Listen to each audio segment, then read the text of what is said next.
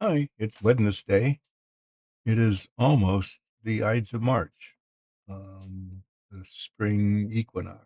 And we're halfway between when the days got shorter and now they're getting longer. So the days and the nights are supposed to be exactly the same amount of time. I think that's coming up like tomorrow yeah, right around then. So those of you who celebrate the equinox, that's great. I hope you have fun.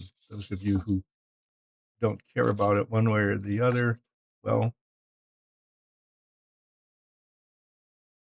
it's going to happen anyway. The equinox is just going to happen.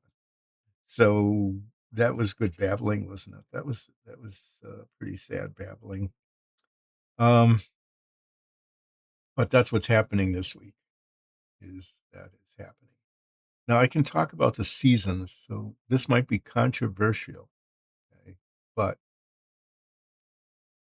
way back when people noticed things like solstices and equinoxes. Those occurred not at the beginning of a season, but at the middle of the season. Okay? That that's how it used to be a very long time ago.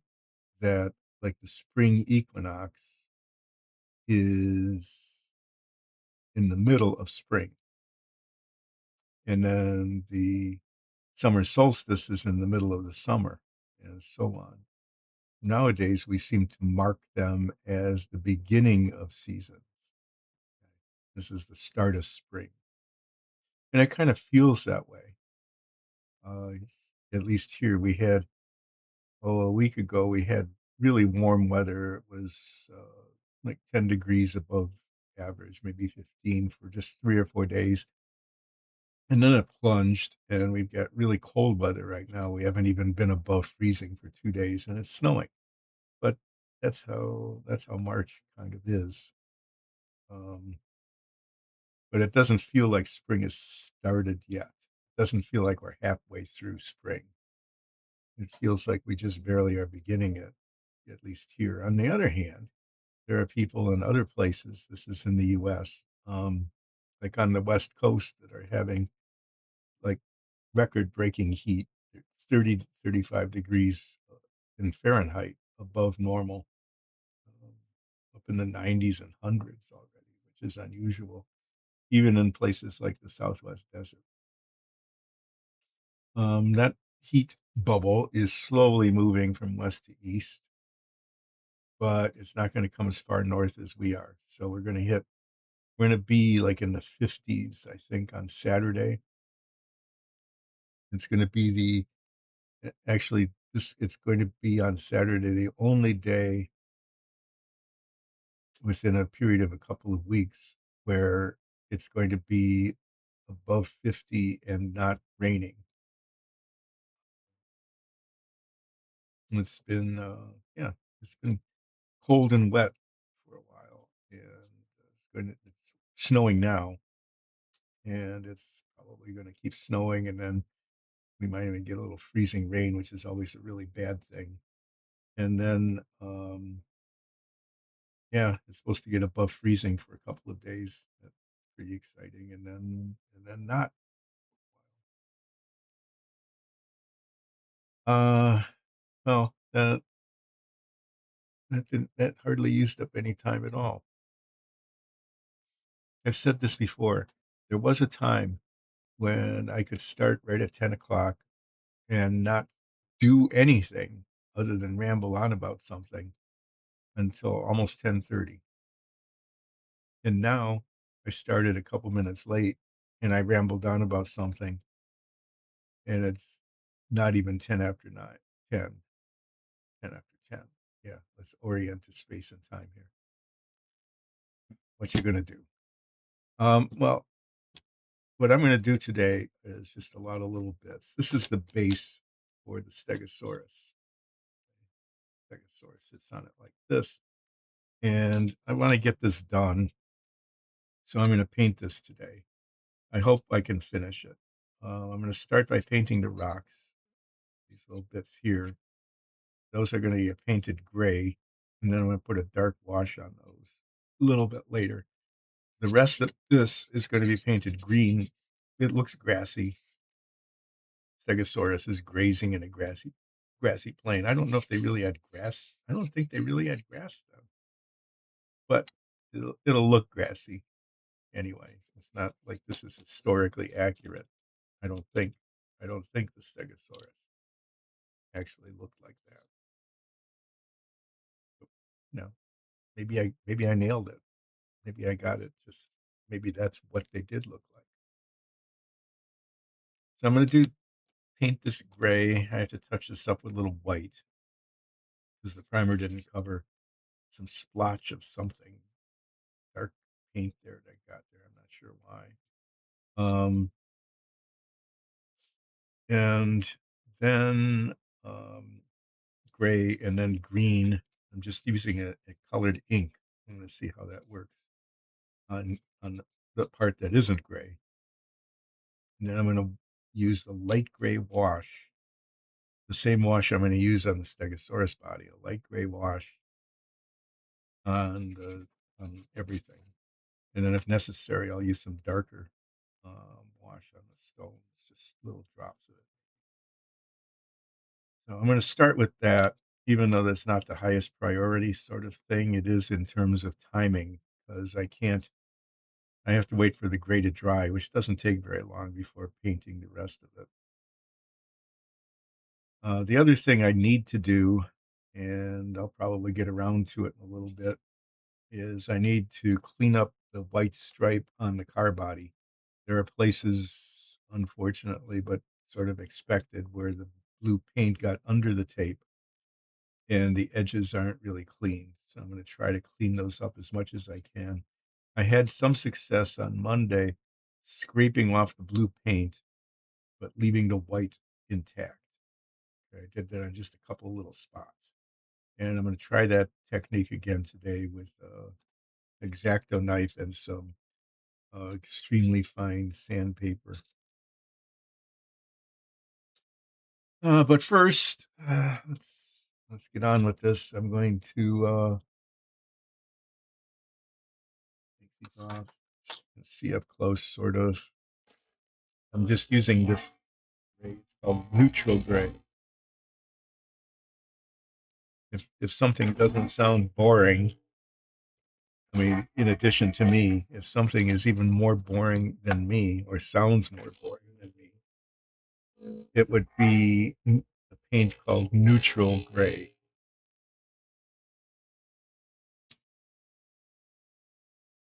I think if I had a nickname, I really don't. I've never really had. Kind of weird. It probably would be neutral gray. But here it is. It's gray, and you'll see that in a bit as I start putting paint on the rock. That is in fact gray.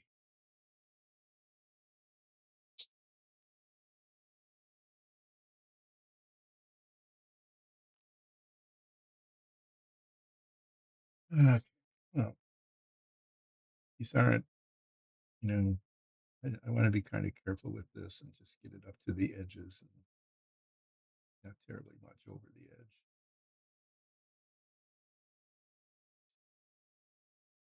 So I'm going to take my time and try to make this look okay.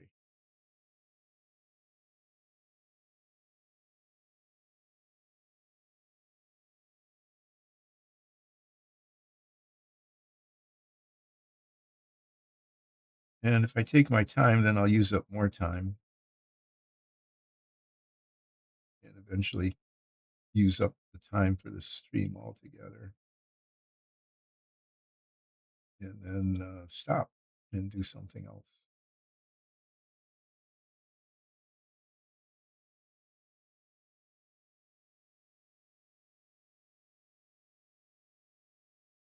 I have to keep turning this like I have, because I really can only paint in one orientation. Only paint with my right hand.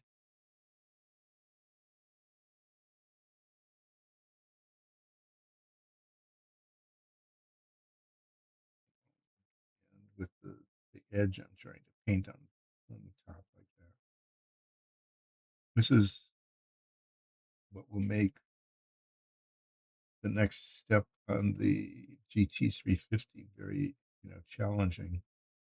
Is I need to paint the window frames silver so that they look like chrome. And there is a raised edge which provides some sort of guide, a little bit of a guide where the paint goes and doesn't go. But I'm going to have to not be impatient. I'm going to have to be very patient and orient the model so that I can get the brush to it just right and get the silver paint exactly where I want it. But more importantly, much more important than getting the paint where I want it is not getting the paint where I don't want it. Kind of like, oh, guess, yeah, that's a cliche, a jazz cliche. It's not the notes; it's the notes not played. The notes not played that are important. So I think that lesson applies to painting detail on a model as well. It isn't. It's the paint not put. It's the paint that's not put that's important. I almost stuck my thumb in the wet paint. See that? That's another. That's a recurring feature. It's just a feature of this stream. Is at some point I'm going to stick my finger in wet paint. It's inevitable.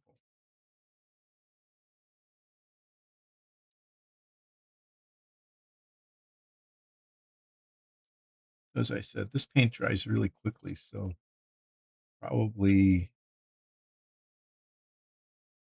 within 20 minutes or so.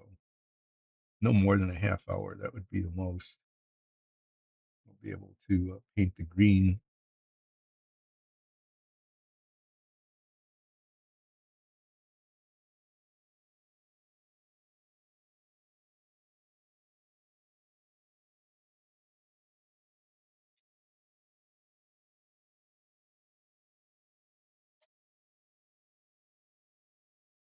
There's a lot of light here, but it's not always where I want it. Might have been on screen. I haven't looked up. I probably should. Oh, look at that. I am. Huh, wonderful.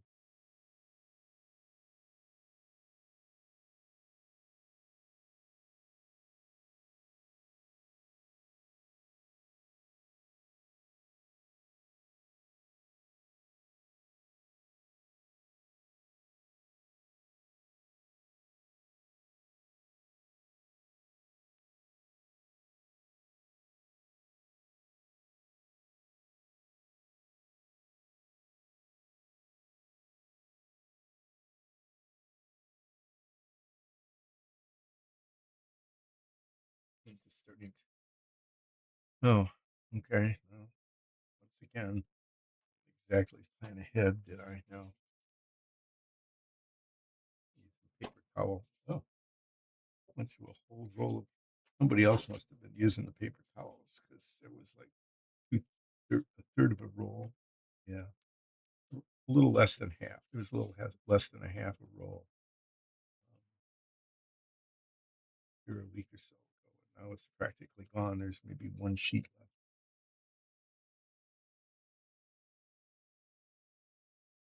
The edges are a little.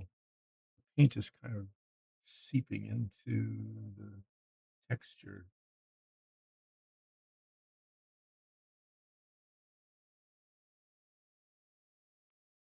down below. Well,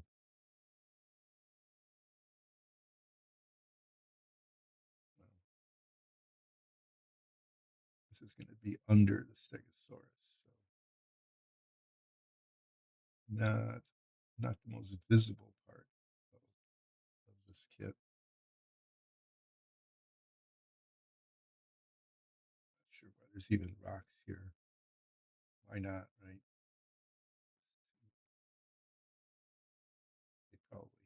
this is a grassy kind of look thing.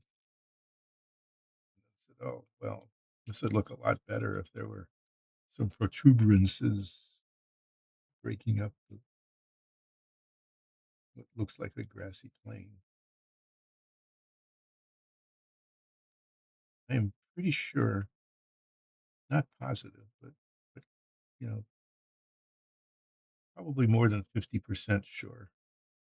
Maybe not much more than 60% sure that what that grasses weren't growing, that they came later, like after the asteroid impact. Um, and especially since it's a Stegosaurus. The Stegosaurus was a dinosaur really early on, like millions, tens of millions of years before the ones we're really quite familiar with, like T Rex.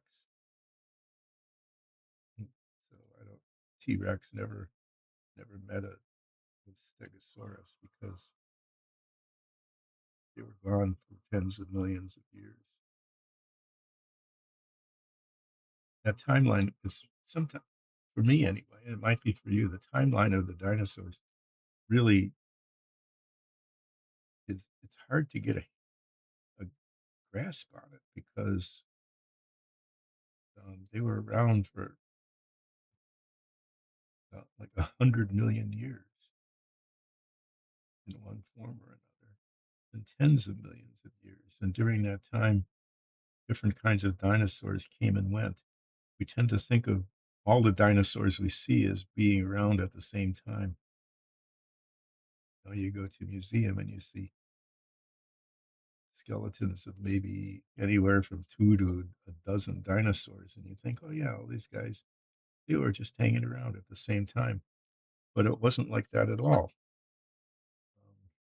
You go to a museum and you look at the dinosaurs, and odds are that the ones you're looking at, each one was like 10 million years away from the others. That's a long time, 10 million years.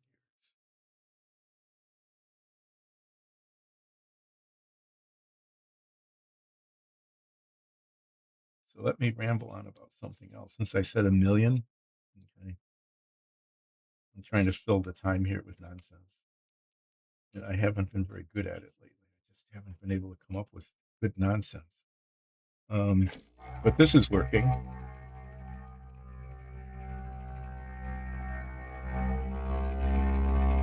I mean, the nonsense I'm talking about now is working. Um, it's like tens of millions of years. Speaking of millions, and how we really can't get a good grasp of what we mean when we say that. Okay, I'm not going to talk about how long people have been around or something like that. I'm going to talk about a commercial that I see on TV now. Here in the U.S., um, drug companies are allowed to advertise, and so it, there are just tons and tons of ads for medications,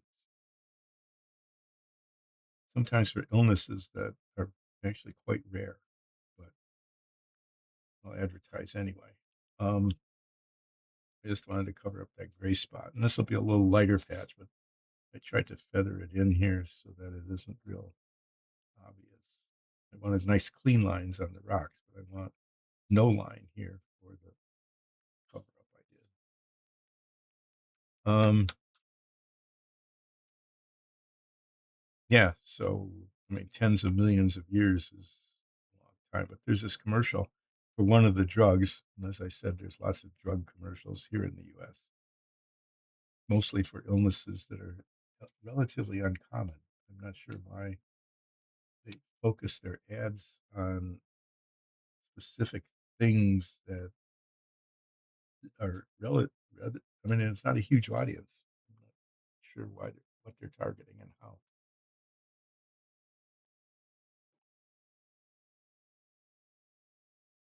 But there's one ad where people are really actually suffering from this illness. It's very interfering in their life. They say, imagine being a million miles away. And I think that's kind of like a metaphor. What they're really trying to say is just, imagine being way away from the symptoms of your illness. And so they say a million miles away. But I want you to imagine being a million miles away. They're telling you to do that. Imagine that. Okay. But a million miles away is roughly 4 times the distance from the Earth to the moon. So they want you to imagine that you are somehow 4 times the distance to the moon away from where you are. I don't find that very compelling. I mean, I really don't want to imagine that because um, in order to get a million miles away, you'd have to be 4 times the distance to the moon out in space. Just what? Hanging out? Maybe, hopefully, in some sort of encapsulated environment. But I, they said that like it's a good thing, and all I could think of was that sounds really scary. Okay, I'd maybe like to be 3,000 miles away or even 8,000 miles away, you know, but you get much past 10,000 miles away, and you're coming right back to where you started. So if you went like 15,000 miles away, you would actually be maybe 12,000 miles away. I forget the exact circumference of the Earth. I think it's like 22,000 miles. So if you went like 15,000 miles away, you'd be circling back and then you wouldn't be that far away. But you wouldn't be anywhere close to a million miles away. So, I mean, go ahead. You can be imagining being a million miles away, but not for me. Nope, nope, nope, nope. I don't want to be a million miles away. So what's happening with this guy is I thought about it and then decided not to, and now I'm going to, yes, do this because Nicole suggested doing this. I'm going to paint the edges of these plates with a pearlescent paint. And I'm just going to go ahead and do that while the gray is drying. Let's see how this goes. What kind of brush do I want to use? I want a little, I don't want to spread a lot of it around. Wow.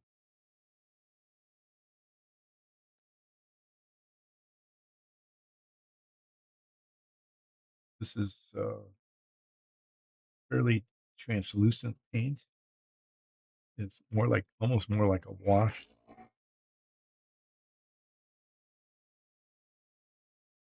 It's almost more like a wash than it is a paint. It doesn't really cover.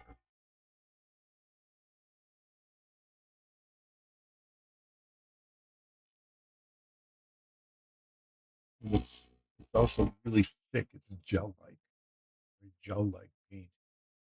Um,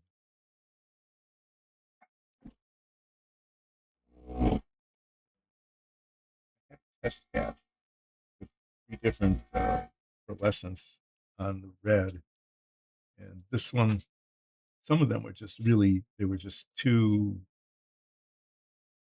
visible. They weren't subtle enough. This one is sort of subtle, sort of caps itself like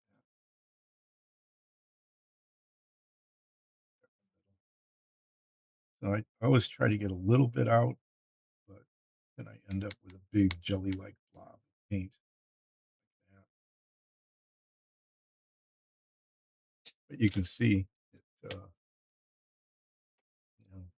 really, really thick. Um,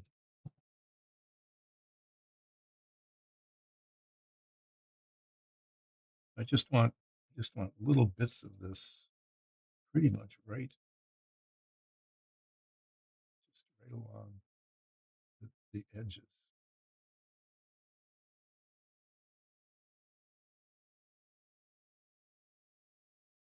Even getting any? It's hard to tell.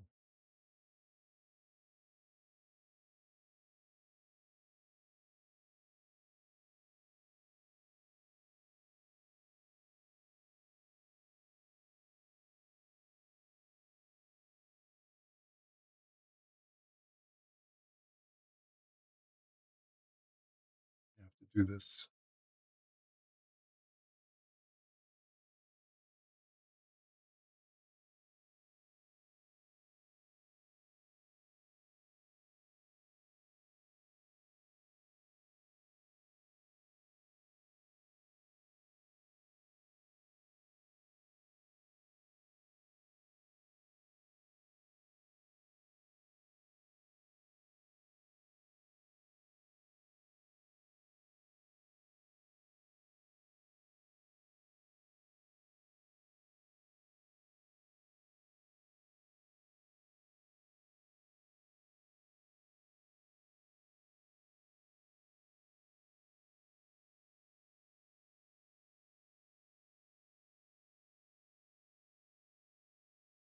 Feathering it just a little bit along the edges.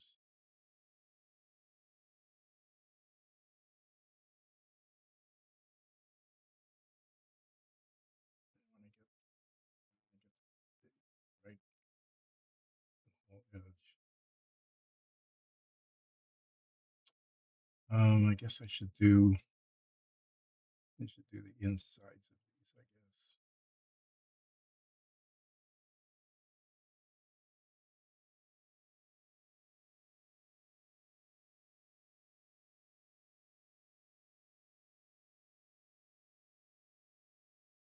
Okay, well,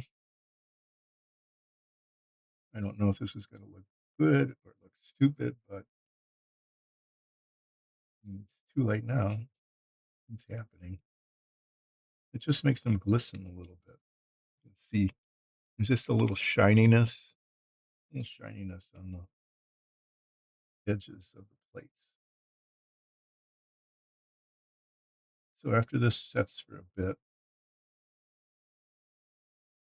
um, this whole thing, except for like the head, is going to get a light gray wash, which will tone down the colors just a little bit, just a little, uh, but will bring out the texture of the lumpy skin. At least that's the intent.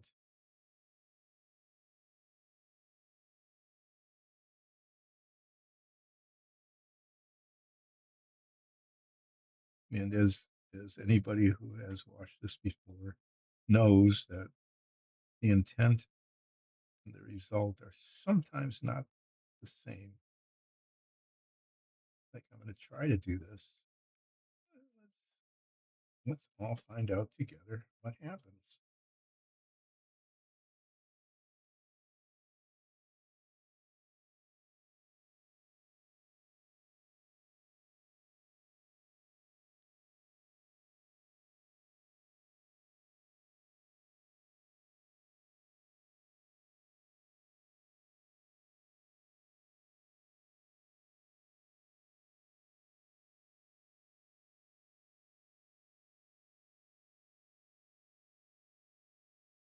But this gives me something to do while the great paint is drying, and something to do while I'm not doing microsurgery on stripes on the GT350. Not that I'm trying to avoid that. Of course I am. Of course I'm trying to avoid that. Right? I like to try to avoid anything that could go badly wrong and make a mess of things just about when it's done. But it's also one of those things that has to be done. So I'll probably get to it, sometime yet today. Because until I do that, I can't finish it. It's it's just one of those things that has to be done in order to finish it, but I don't wanna do it because it could go wrong, and then it's a mess. But I have considered ways of fixing it. I have considered ways of fixing it if it does go badly, okay? I guess I'll talk about those as I very, very carefully scrape and sand the blue off of the white. Maybe I'll talk about them before that. Maybe I'll talk about them now. I don't know. But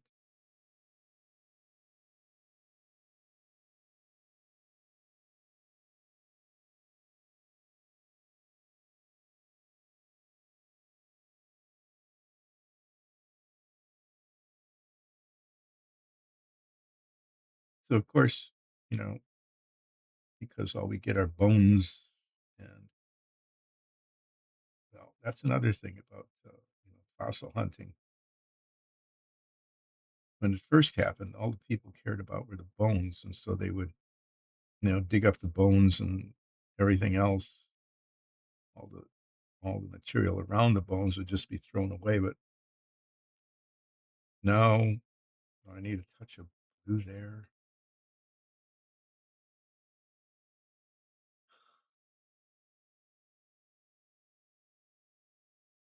Okay, that's not.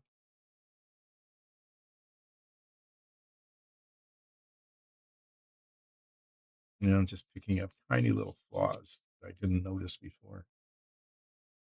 Little gaps in the paint that I'm gonna have to get out tiny drops of like blue and yellow and red paint, tiny little drops, and touch up tiny little spots.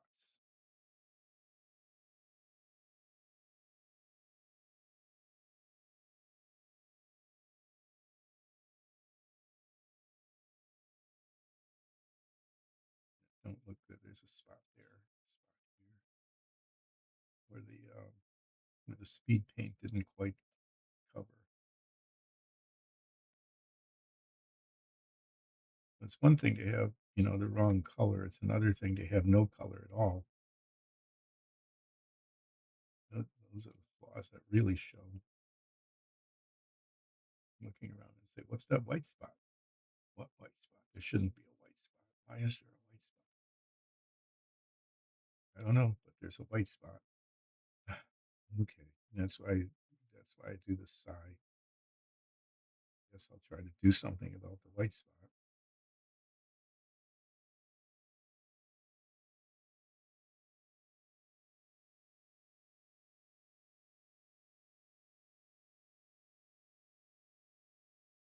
And then I hope by doing something about the white spot, I don't get the wrong color in the wrong place and make a big mess of stuff.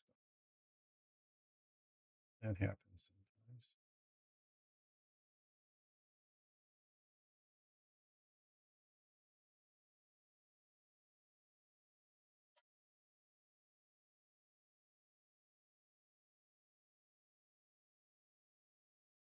sometimes. Okay.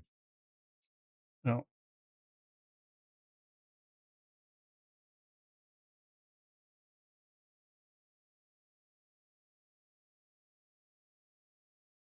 yeah, it's kind of a subtle effect. I think it's okay. I think it's okay. But now I'm going to have to go over this entire model with red and blue paint and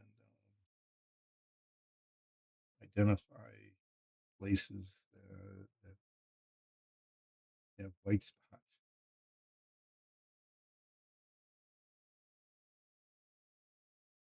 And I want to do that before I put the wash on it because it's really almost impossible to do it any kind of touching up after it's got a wash on it because you're painting over the wash, and then it's just going to show the part that you touched up.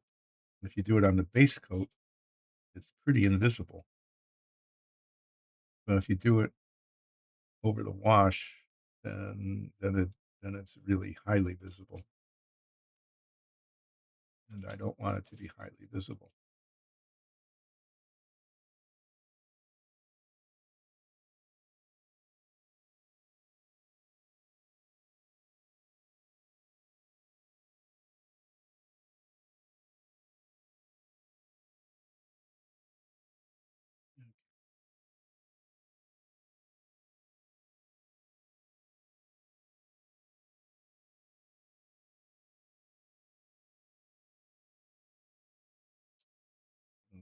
I can do the touching up.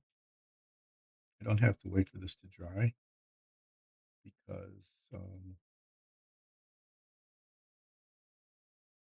not going to be touching up on it. I don't think.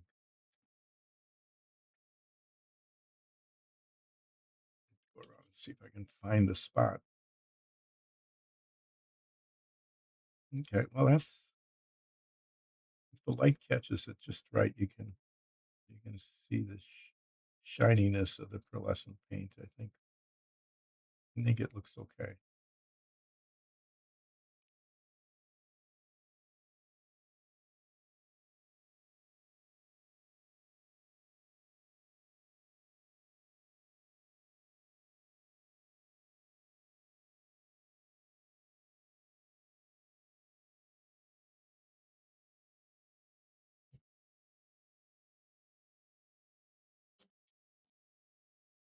There it is.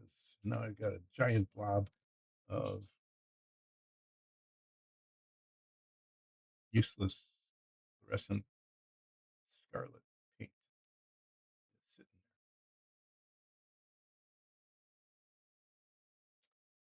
there. It'll be washed away. So there was an obvious place. It's so obvious I can't see it anymore. Oh, what's up? What's up with that?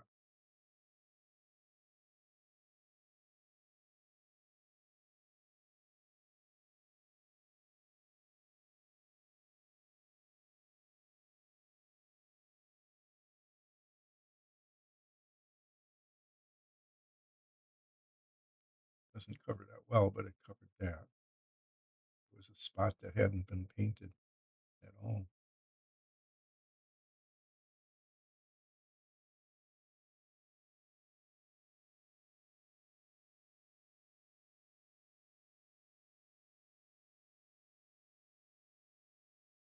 Stuff doesn't cover real well, but it'll work in tiny spots that are right like that.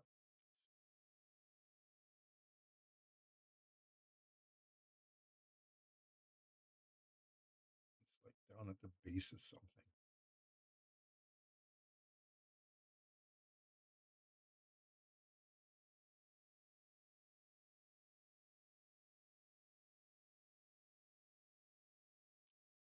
Okay, brush again. So I talked about millions, okay, tens of millions, millions of miles, a million miles, imagine you're a million miles away, which would put you in space about 3 times the distance past the moon as it is to the moon, which is not a good, I would say, just not a good place to be. It's not.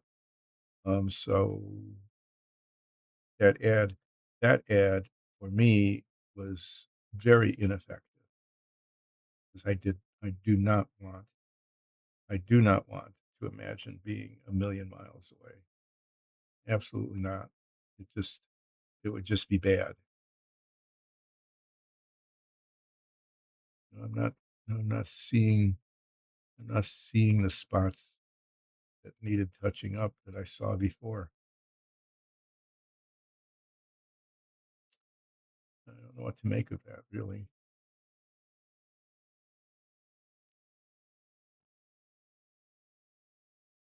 Yeah, probably when I'm done, when it's all washed and everything and it's ready to go, I'll go, oh, there's the spot that I missed,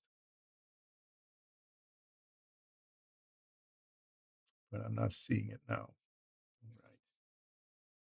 Right. I'm going to go back to this because in order to get this done, the ink that I'm going to be putting on it needs to dry, and sometimes that takes a while. I'm going to do this on top of a sheet of paper because I'll be all around the edges. So I want kind of an impermeable um, barrier. Paint doesn't usually soak through this very well, much.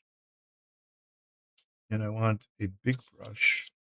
I guess I'll use this one. This is pretty good at that kind of covering. And if I'm careful, I can get it around the edges here. I want to be able to spread it. And then cleaning this will be a little bit of a challenge later. I hope this looks okay.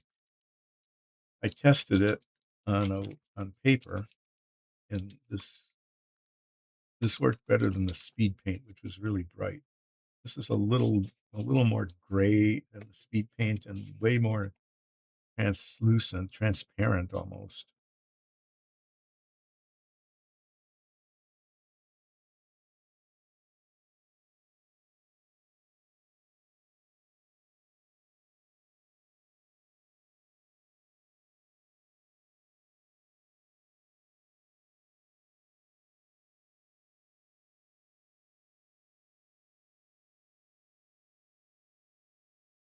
See, but it is getting, it's showing the texture. Okay? It is doing that.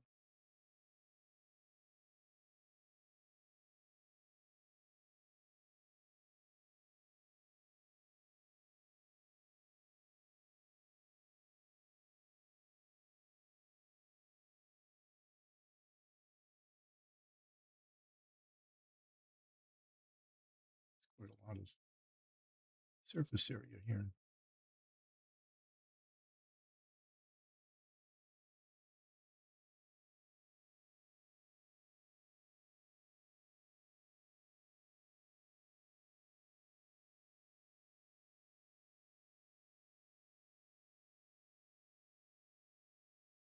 Yeah, brushing against the grain. What I mean is, the ridges. I'm brushing against the ridges that have been molded in because I want this stuff to seep into the bottoms of the ridges and make those darker than the tops of the ridges. And that's kind of working. Okay, like that.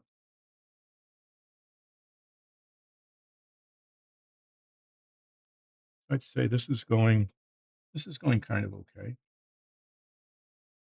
Jinxed myself here by saying that something I'm doing is going kind of okay, knowing that that's usually um, a predecessor to, oh no, oops.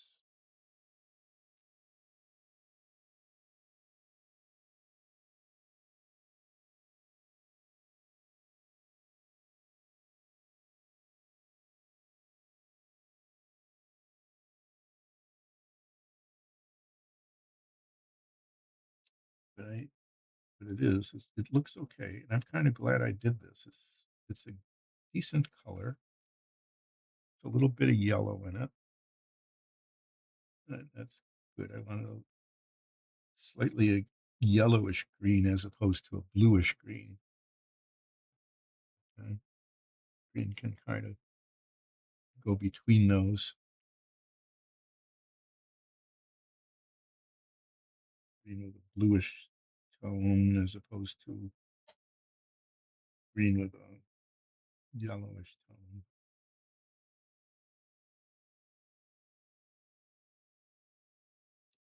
Well, I didn't think this through really.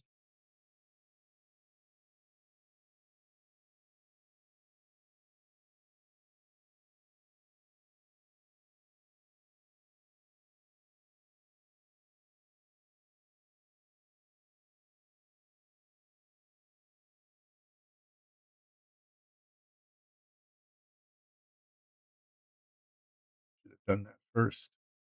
Do the hard stuff first and then come back to the easier stuff. What I'm talking about, the hard stuff, is getting it around the rocks here where the rocks are close together.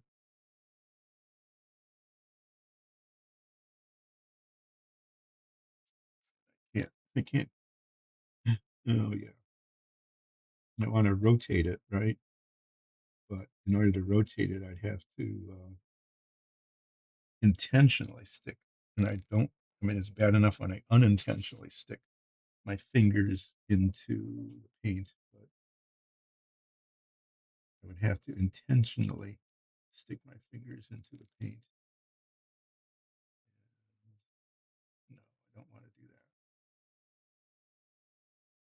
It would not be my intention. So now it's going to wiggle around on me. It's not on me. That's another weird phrase. You know,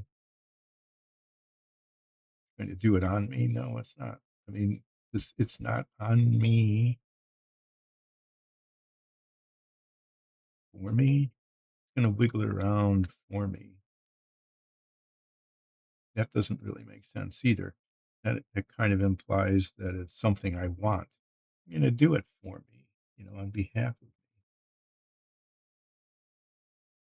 But if it was wiggling around, it would not be doing it for me. It would be just the opposite. It would be doing something I don't want it to do.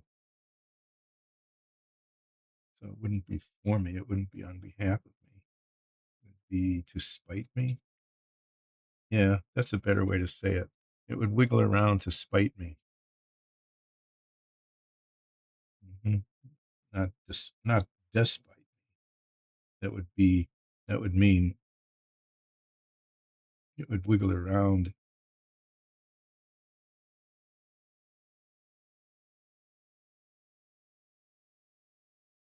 even if I was trying to stop it not to. Actually, that's not bad, but it's definitely not doing it for me.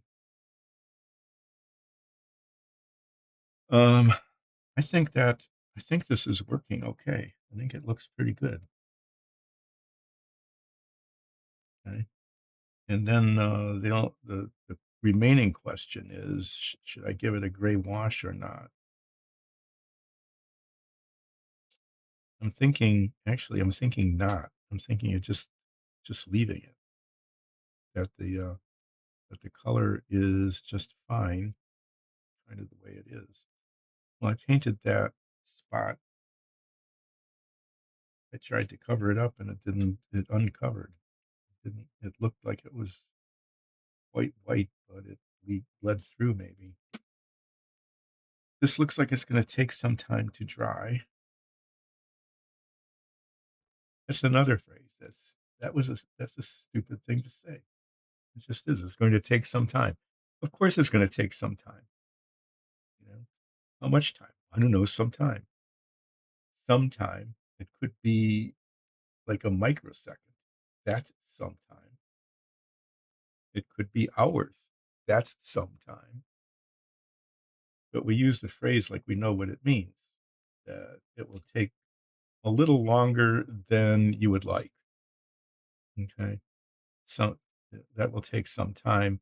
Means you need to be patient because it's going to take longer than you would like it to take. And that's kind of what the phrase means. But if you just say it's going to take some time, you're just stating the obvious that time is going to pass. Some amount of time is going to pass, which is kind of a meaning. It's really a meaningless thing to say.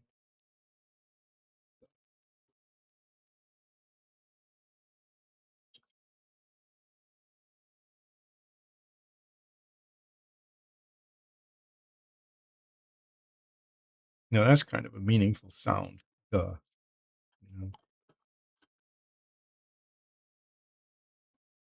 that's there's a lot of meaning in duh, even though it's a weird sounding. It isn't really even a word. It's just a sound. Um, but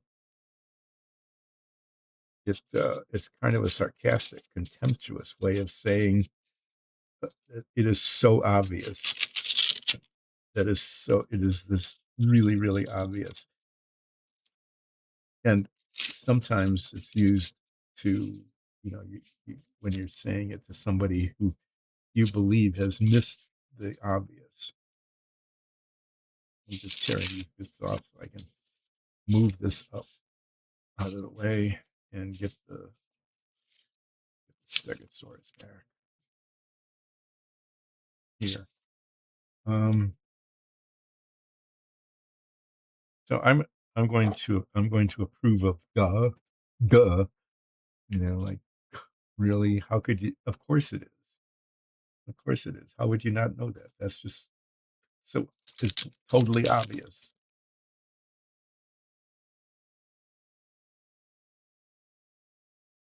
I could green all over those. No, I could just be mossy rock. These rocks are going to get a dark gray wash on them, like really lightly sort of airbrushed, not airbrushed, dry brushed on, just to give it a little surface texture.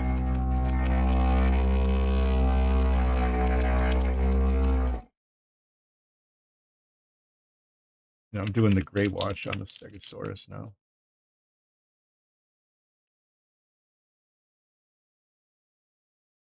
And what I want to do is get this on lightly and evenly. Hopefully I can pull that off.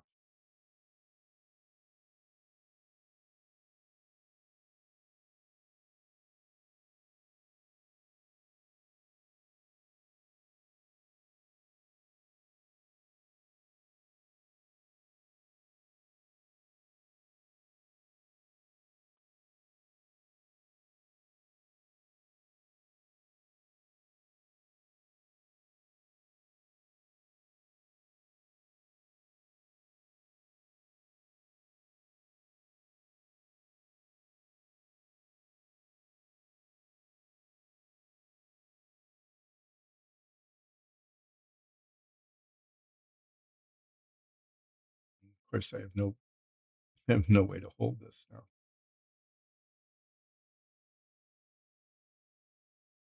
Yes, I just need to hold it by one of the legs.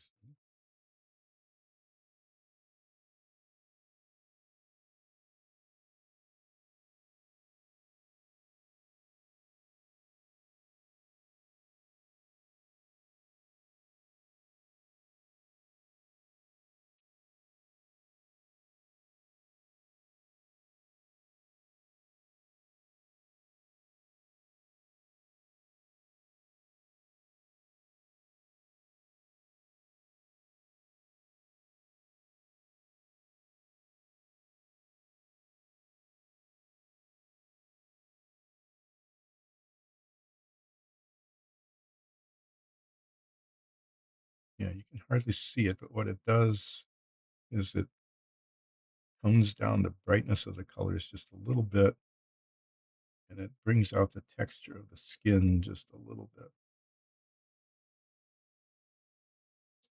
And if it's mostly invisible, I think that's okay.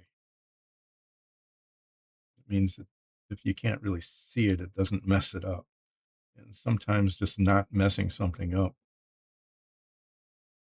for me at least, sometimes just, well, I didn't mess it up, is is just like a good thing. It's an accomplishment.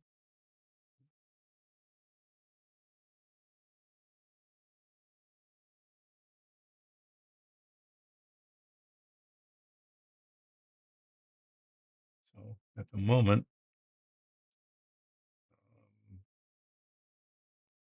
I haven't messed it up.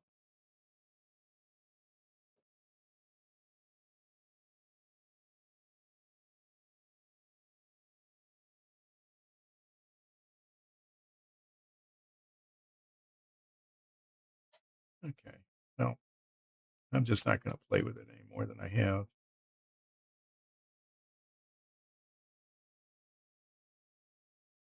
Let's set it back here. Try to clean this brush.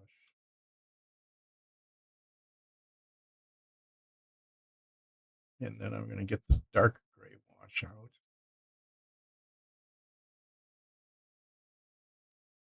Not, well, I guess I can say that. I'm actually gonna get it out in the sense that I'm getting it out of the box.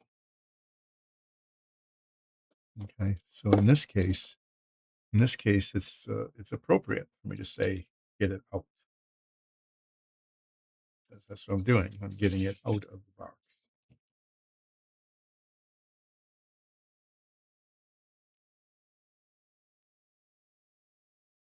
I need hardly at all any of this. That was not well said. Need hardly any of this at all.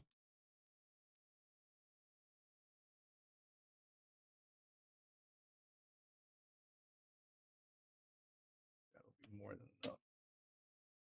That's why I use the towel to close these because they spatter sometimes.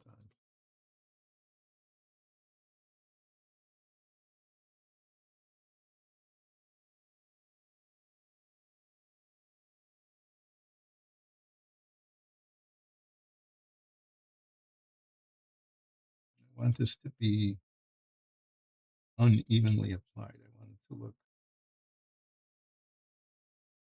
to look lumpy. Unlike the dinosaur, I don't want this to be smooth. I want there to be dark spots and light spots.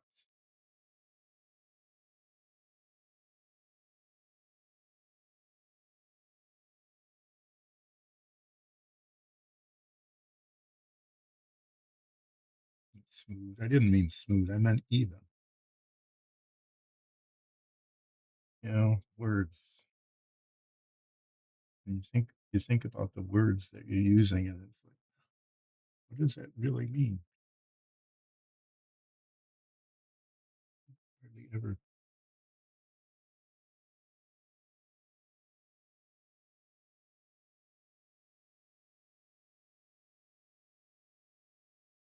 Yeah. I guess that's what I'm doing today. I'm going to be, as I say things, I'm going to introspect, respect, and I'm going to think about what is it I just said. Does it how, does it really mean what I think it means? Take it the way you use the words. When you just listen to the words, does it still make sense? And sometimes it just doesn't. Sometimes it go, what? What was I? What is that supposed to mean?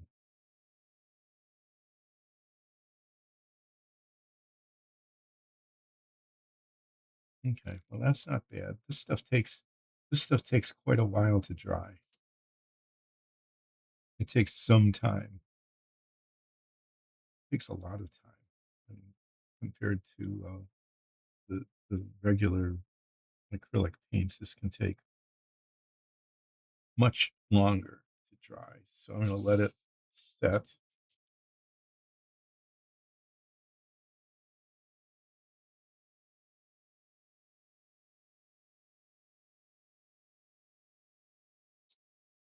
over to the side.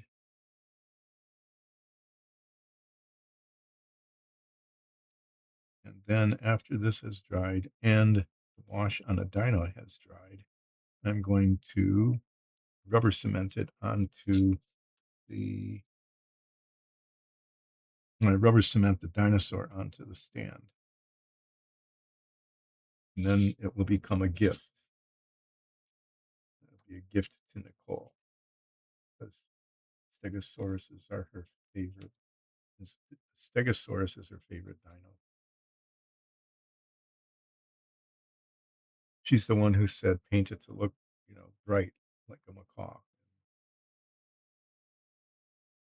That's what she got. Macaw-ish dino. Well, what I've done here, just to let everybody know what I've done here, is I put things on the work surface. I don't really have any place. Yes, I can hold it by the leg. I can put this here and push this up out of the way. So I have one other really low risk thing to do, and that is to put the rat fink on its stand. It came with a stand, and I painted it. I just painted it black. Just a flat piece of plastic that's supposed to keep it, keep it from falling over.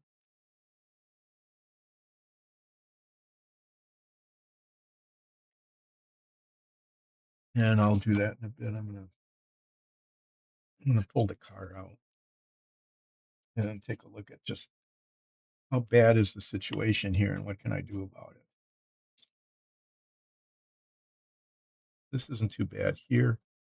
Along here, there was a cove, and the tape didn't get right down into it. I think I need my head magnifiers for this kind of surgery. And so it's a flaw. I'm not worried about right up here. That's going to get painted silver there and on the insides of those and a little bit there. Tiny little spots.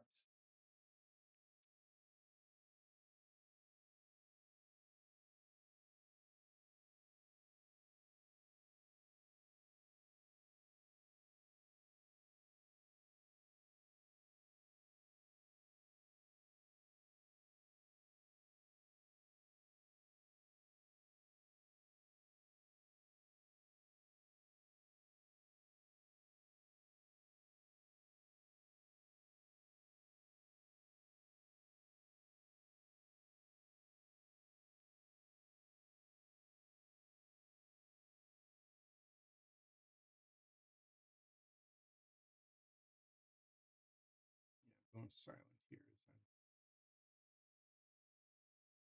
I'm attempting to get the blue off the white, not mess up the line.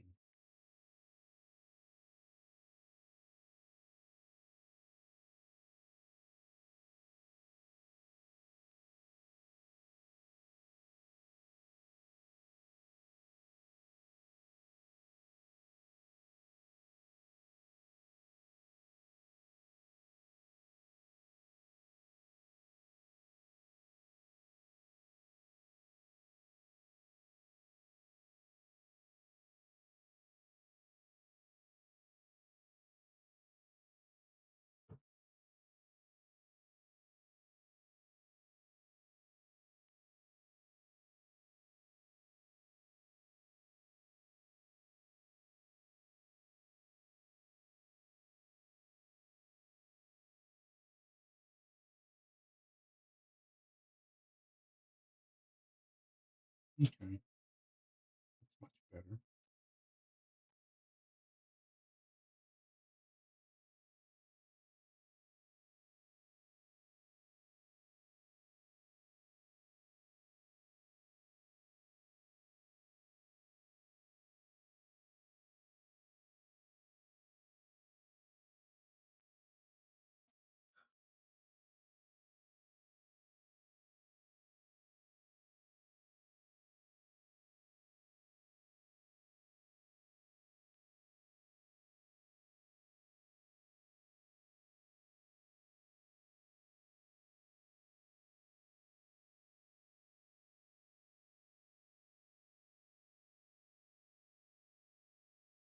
This isn't a problem here. That's just tape.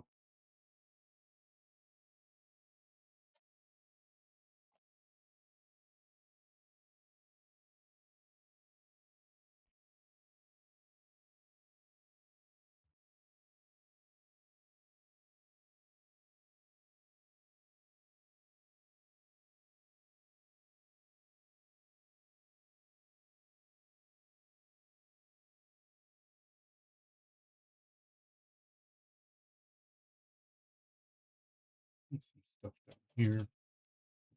Work out. This here, I'm not sure how this is going to go.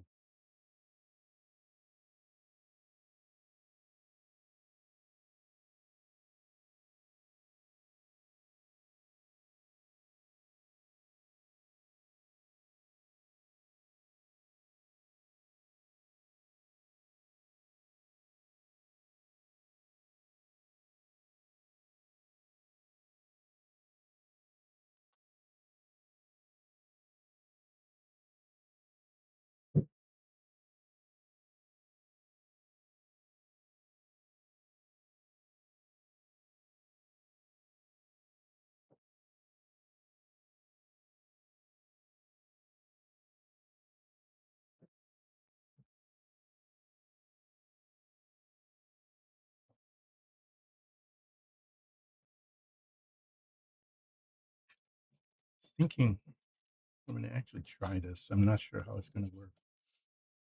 I need a piece of extremely fine sandpaper.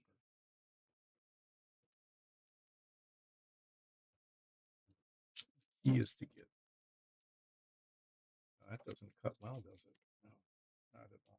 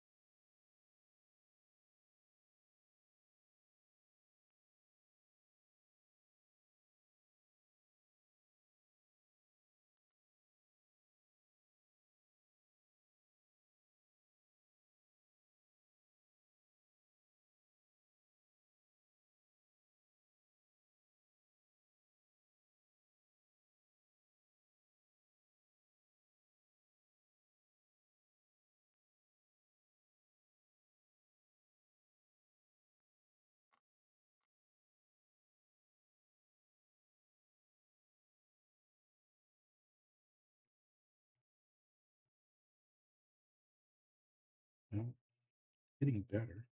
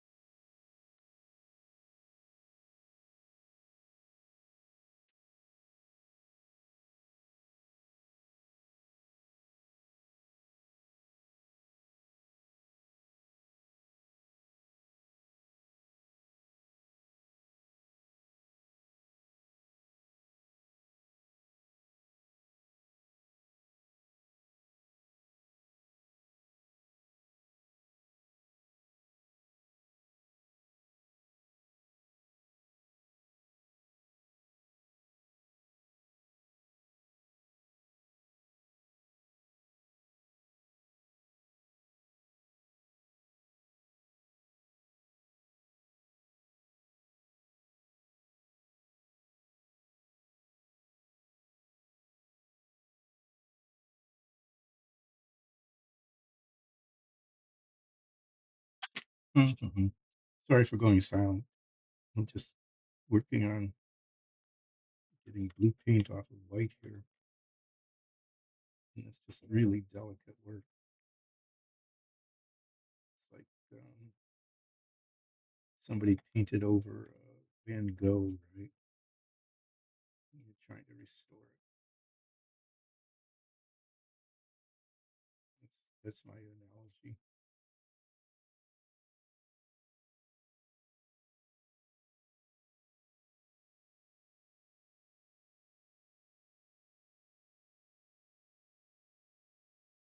Okay.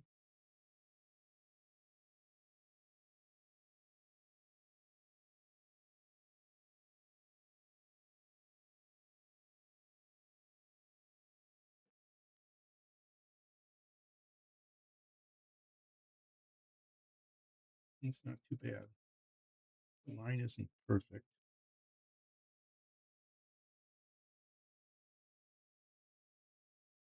Pretty good though.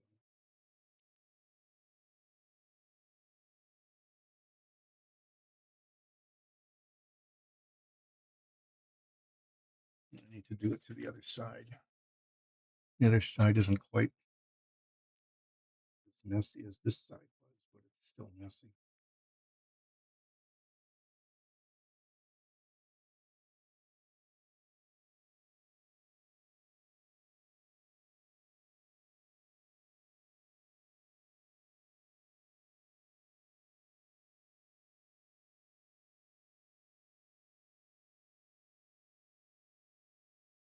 That's the line I want.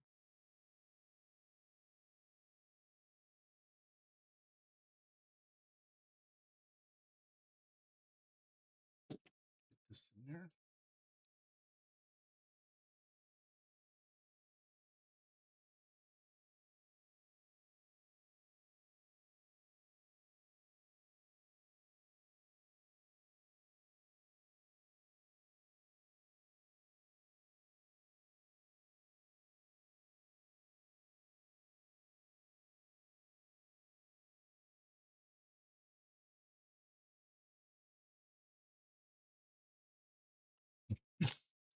hand in the right spot.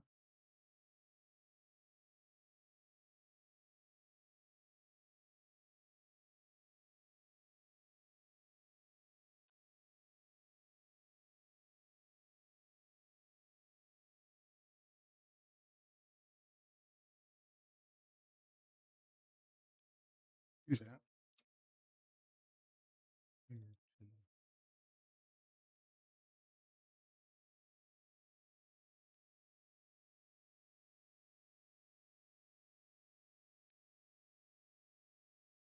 Well, I said it's not exactly perfect, but it's not bad. Let's see what's going on back here. Um, wow, this is really a mess back here.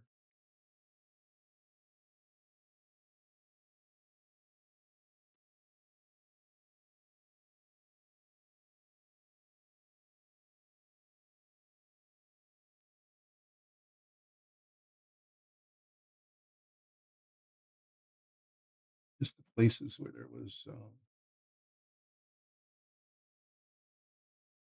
a big change in direction.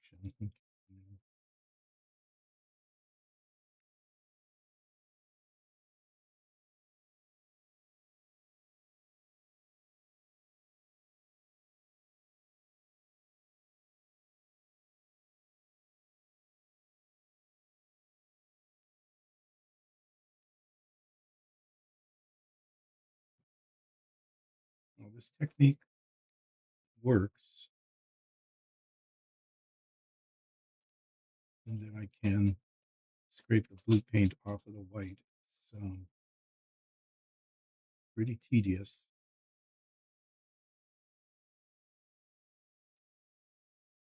but mostly effective.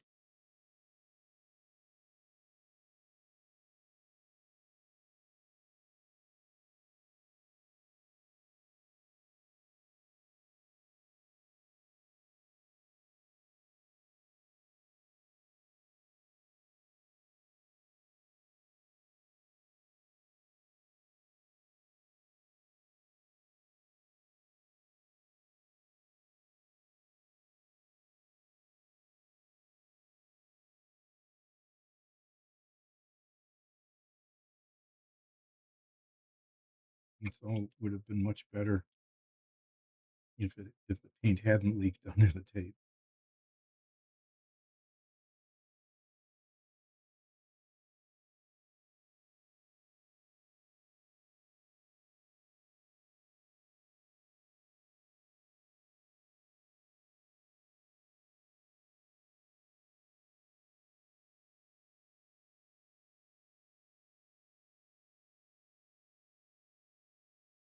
So words, okay. What there's just sometimes there's just really weird words where the usage becomes weird.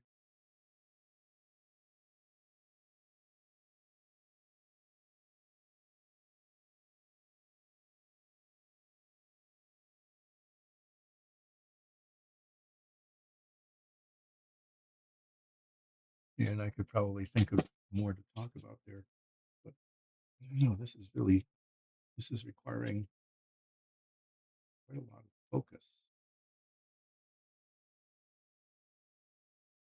Well, I talked about, imagine being a million miles away and how I really don't want to do that because that's way too far away.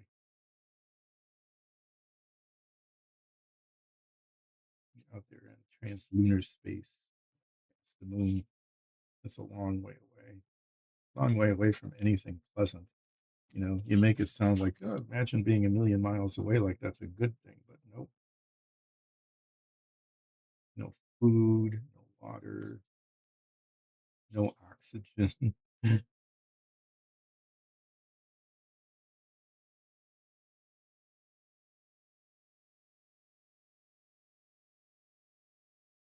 Yeah, it would just be bad. I mean, altogether bad. So I just have to say that, at least in my opinion, which is not worth anything at all, that's not an effective ad because If you really think about it, it's not what you want to do.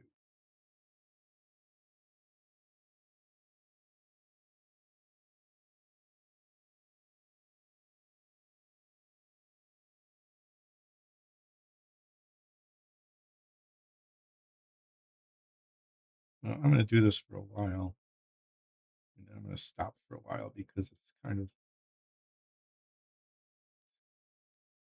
taxing. Not like income tax taxing.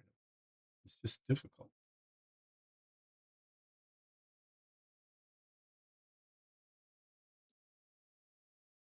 I mean, it's being effective in that I'm salvaging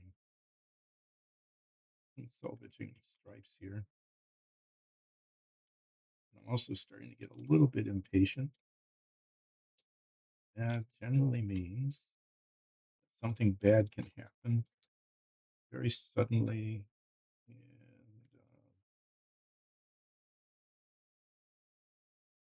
and I don't want that to happen here.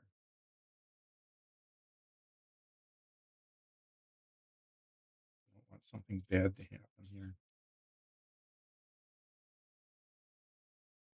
I just scrape the paint too hard.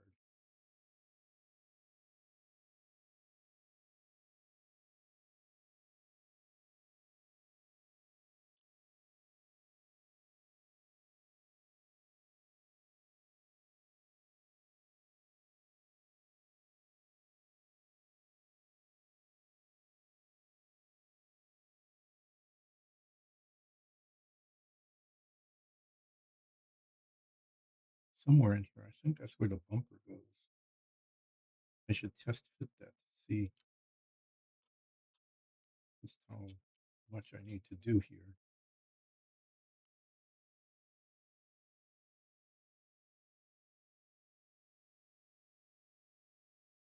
Messed up the white a little bit, I think. Oh, there's still blue paint on the white.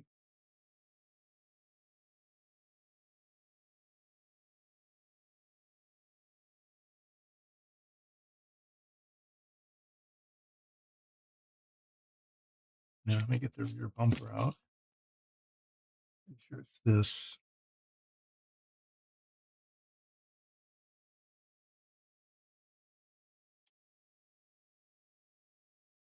Yeah, it goes in like that.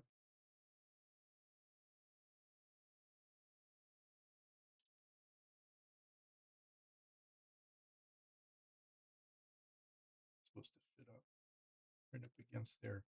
So I need to clean that right up there.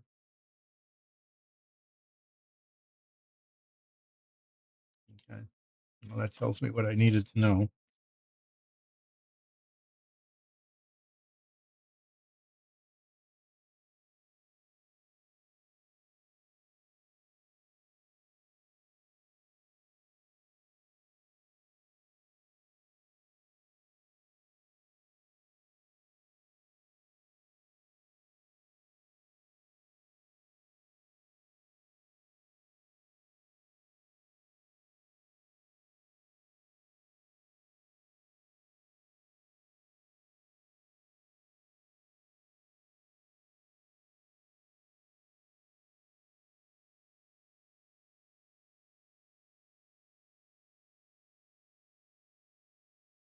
Well, like I said, I'm going to do this for a little bit yet.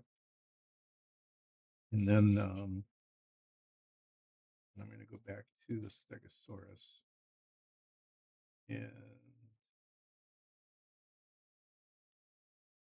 mount it to the base.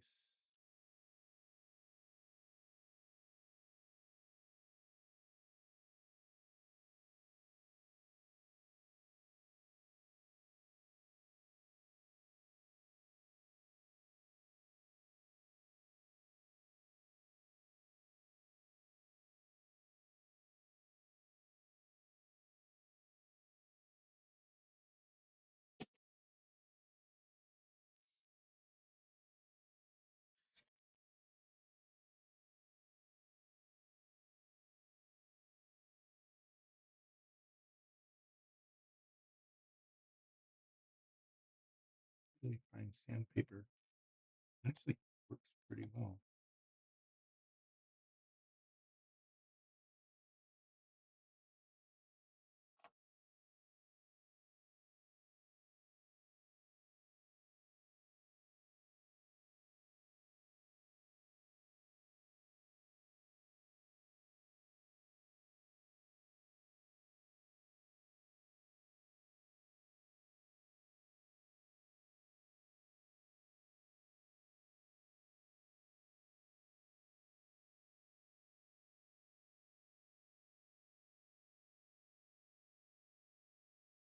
This is really a mess back here.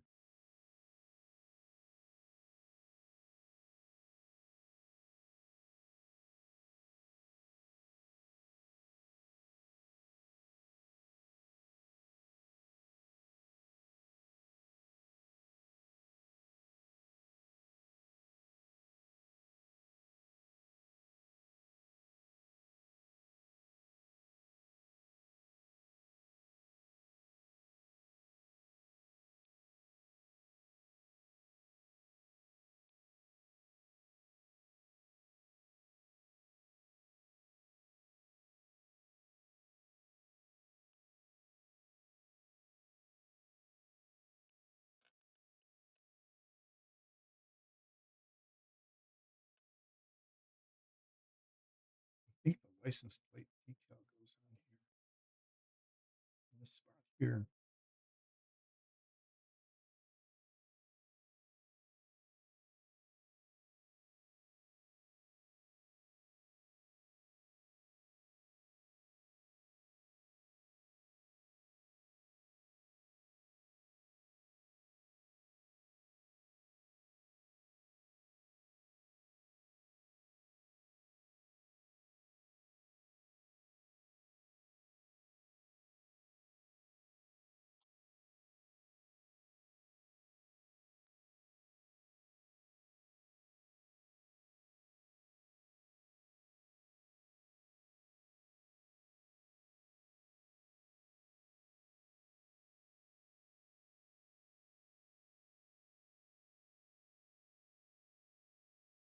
Okay. So the contrast here is these edges compared to those edges.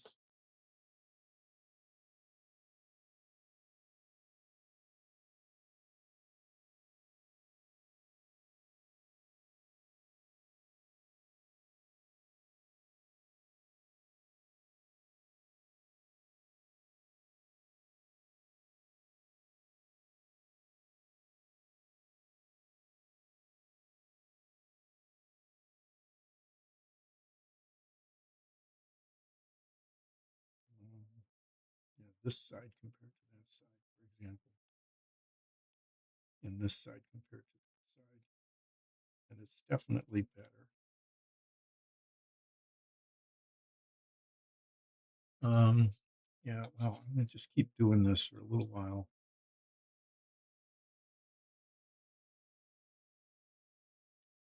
I'm going to have to take a break.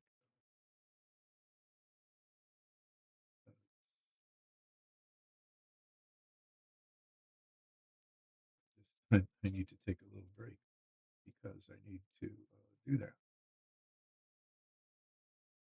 Get this spot.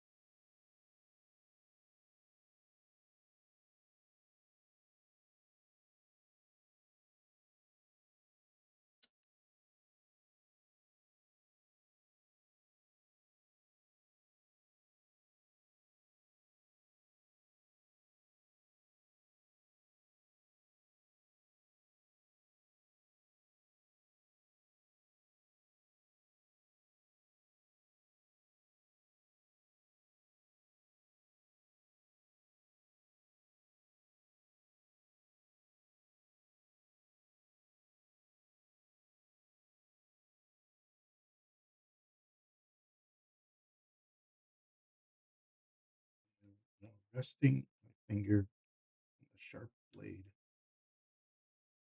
is not good.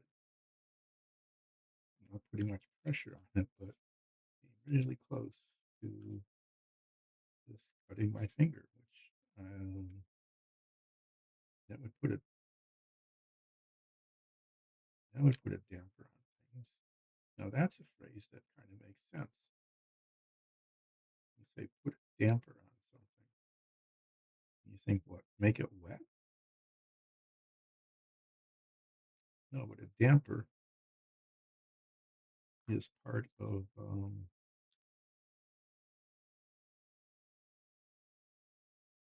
air intake to something like a furnace. And a damper then is used to reduce the flow. And that means reduce the heat like put out by a furnace.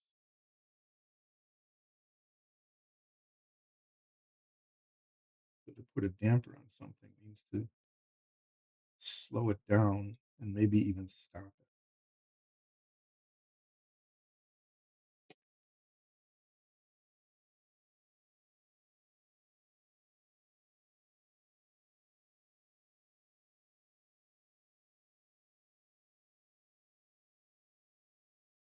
So that would mean that in this case, it would just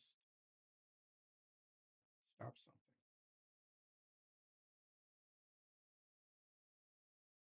stop my progress, such as it is.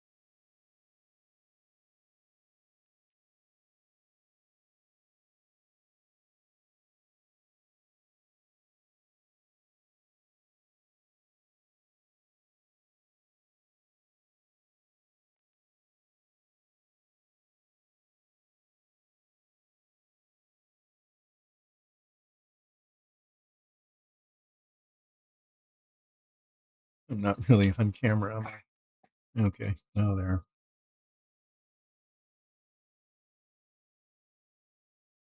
Scraping off tiny little bits of blue paint that had seeped under the mask.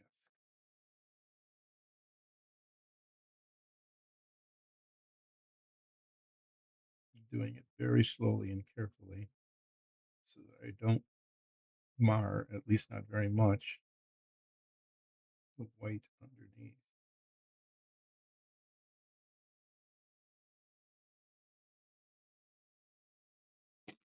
Doing microsurgery on the vehicle here.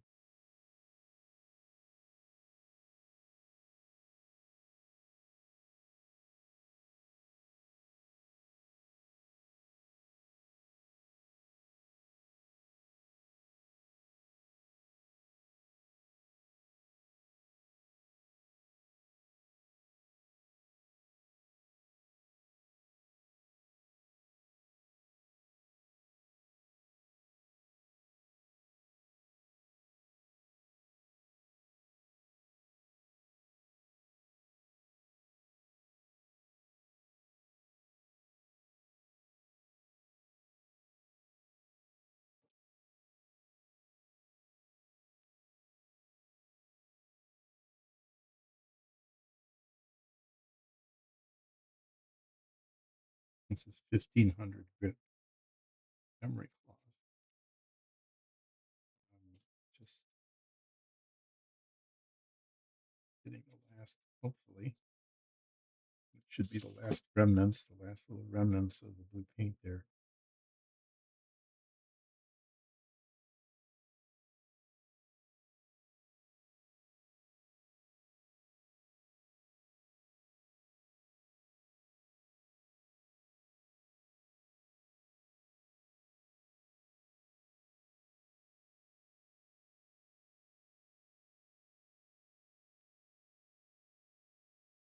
Get this under here. This is a difficult spot.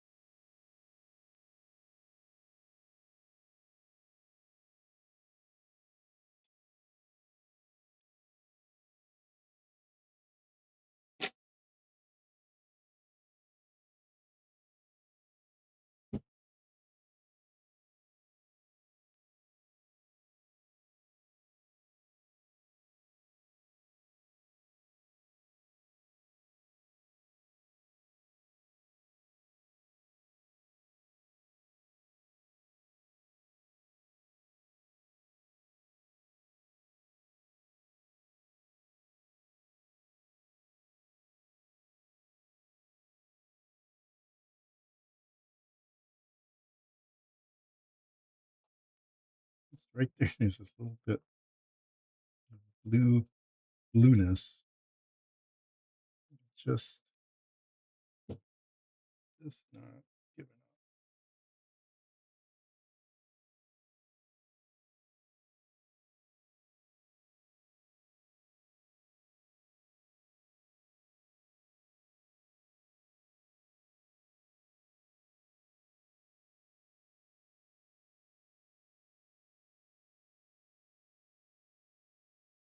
I don't want to put any white paint on it. That would be, it would really show. It would be lumpy.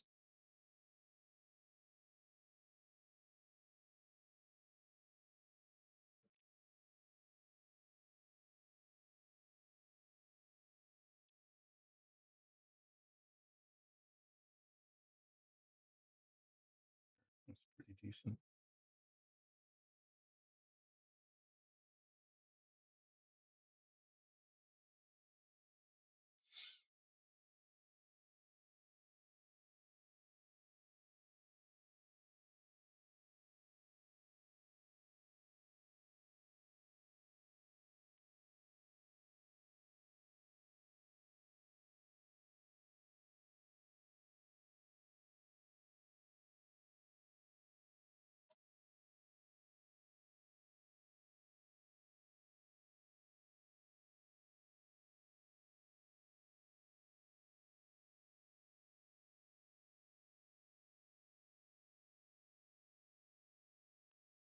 So again, I apologize for going silent here, but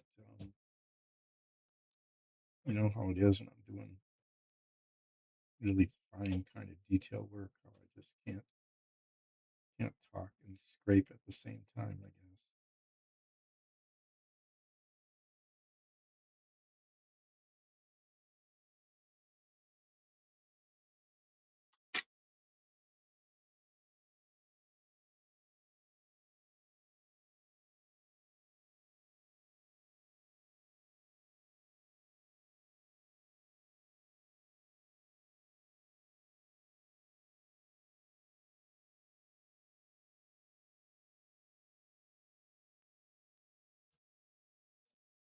So here I am scraping but not talking because I can't do both at the same time because I just can't.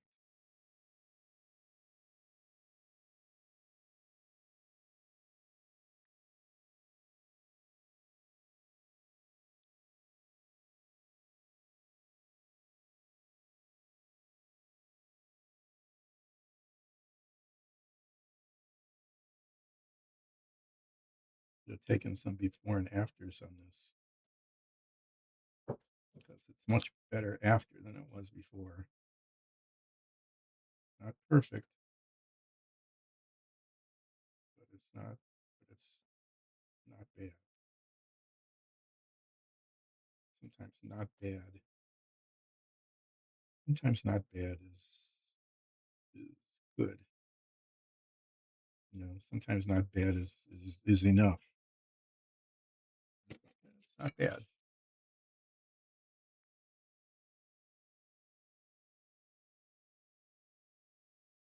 Great.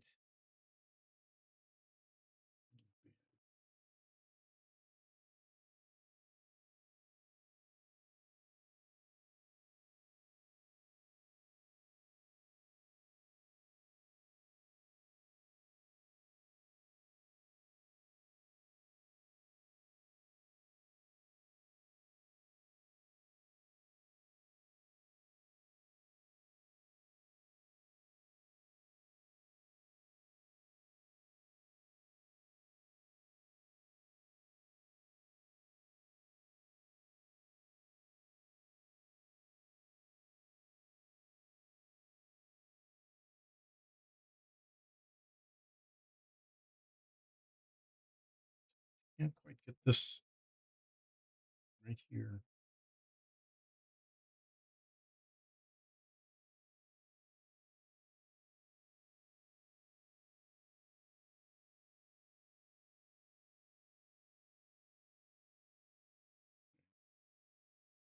That's a problem there.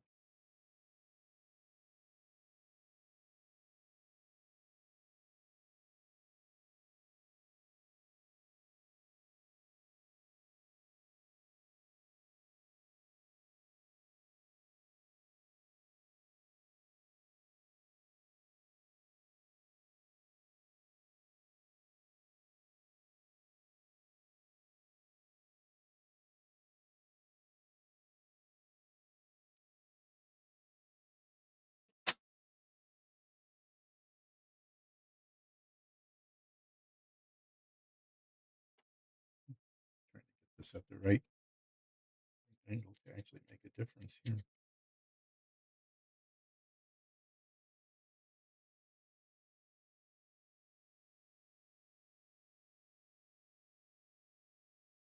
Okay. Well, it's on camera anyway. You can kind of see what I'm doing as I'm moving away at this, getting the glue off.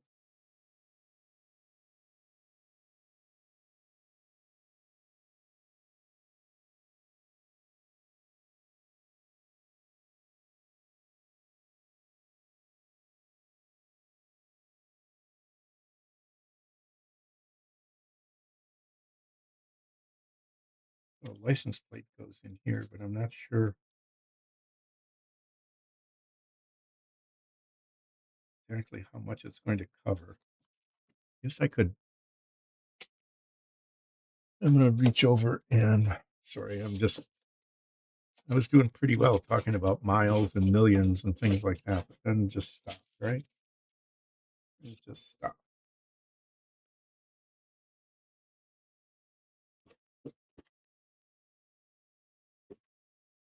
I don't know how much I'm going to be able to tell from this. The license plate goes. How? How does that even go on there? Take these off for a moment.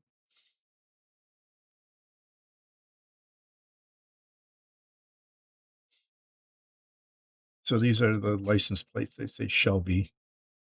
Okay. And there was one that goes in the front, AA. That's this one. And that's pretty obvious. It goes in here,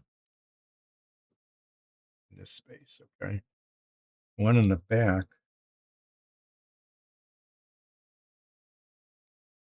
BB, goes here. Okay. But look,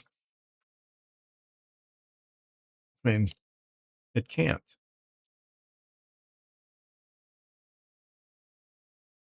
There's not anywhere near enough room for that decal to go on here. Does it just dangle? What does this look like?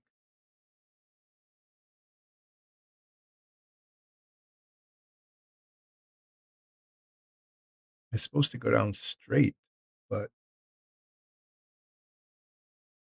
seriously, does it just stick to the top and dangle down? See what I mean? It, this, there's a straight part here and then it curves under.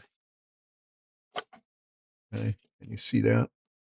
And straight part here and then it curves under. And that's the license plate. It goes on there.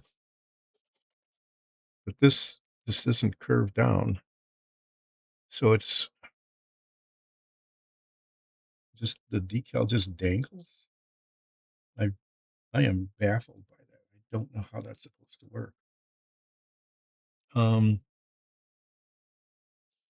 okay, I think what I'm going to try to do is I'm going to get it. If I have a piece of flashing, I'd really like to get a thin.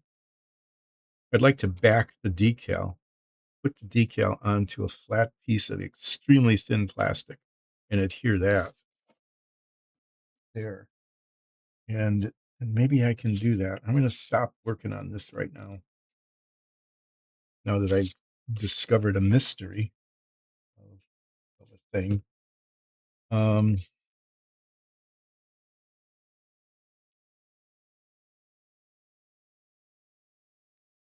well, a whole lot better than it was. Is it done? I don't know. Let's put this bumper on and see how it looks.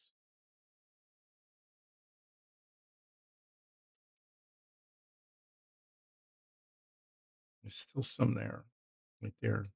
It needs to be cleaned up. Just here. I will do that yet. And then I'm going to, what's the time? Not quite noon yet. Sorry, I'm squinting. I'm trying to see the time. Okay.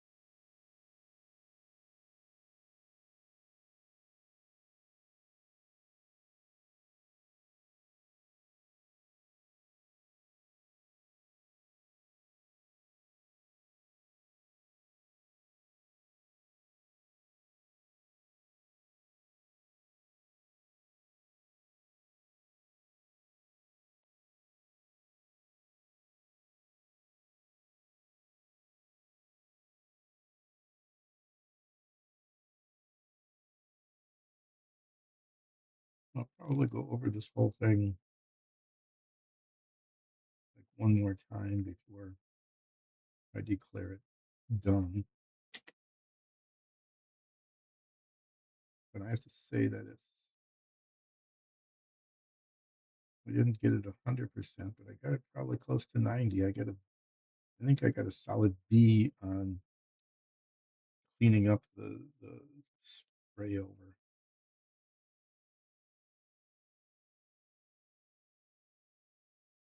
It's not, like I said, it's not perfect. It's not bad.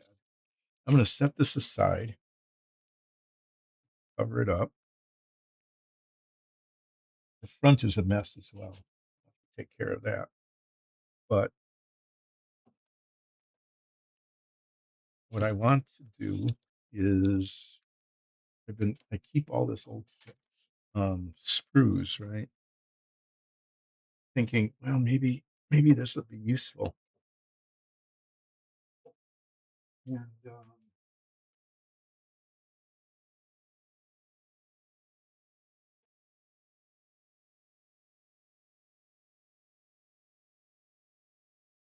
was another piece of this.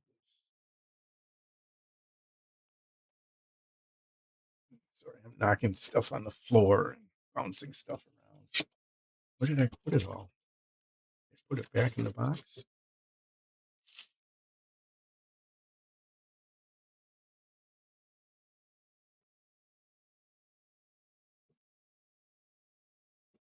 I don't know if there's going to be enough of this.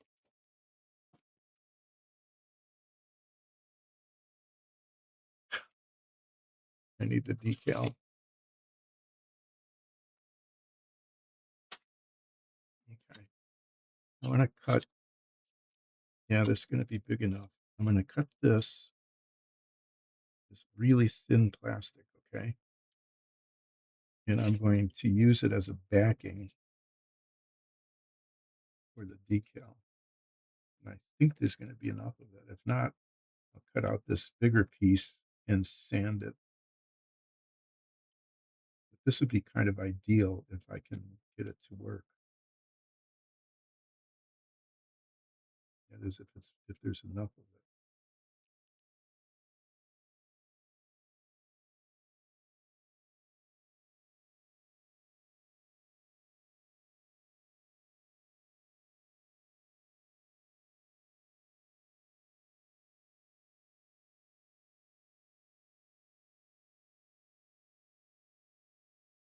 Doesn't much matter if it's blue or not, I guess.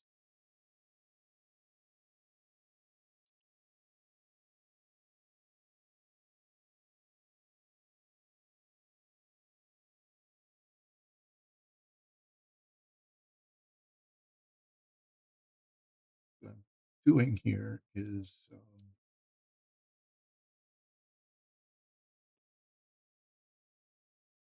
I'm just going to measure it.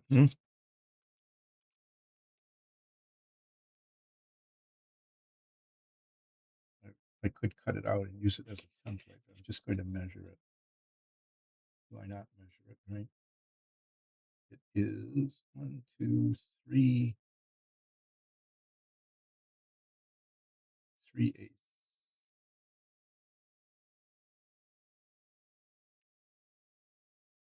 That's it.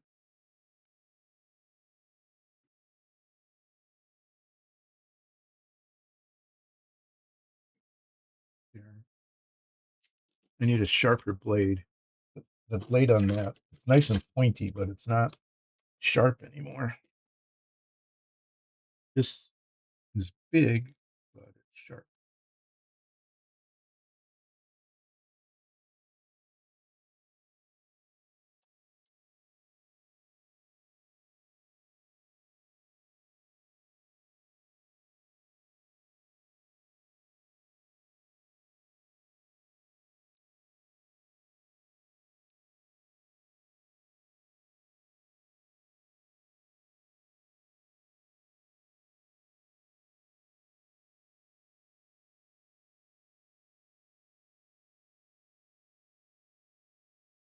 Sort of sharp. There. So this should be pretty close. Okay, the little white parts will extend over the edges. should have made it a little. I should have made it wider.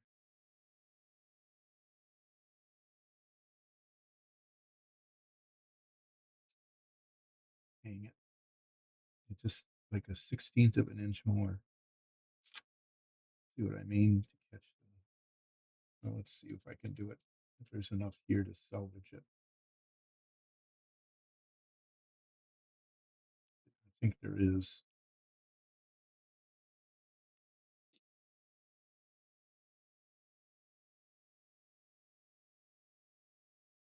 3/8, just a little more.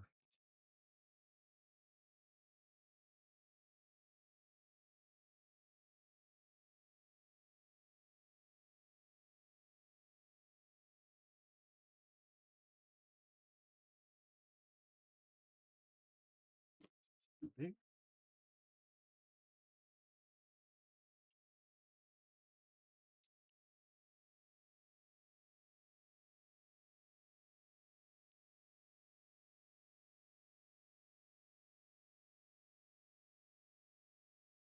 Right there.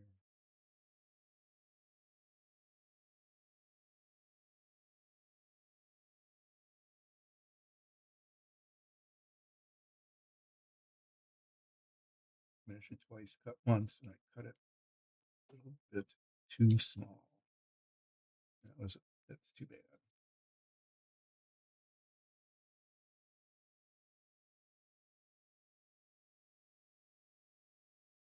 Just barely big enough up there on the corner.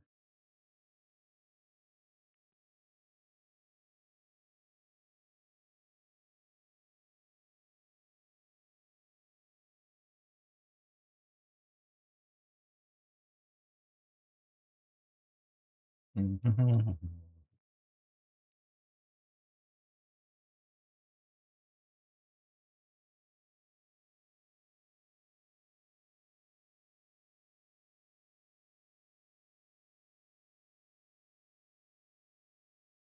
of hard to see. It's 1/32nd less, 1/32nd of an inch shorter than a quarter of an inch.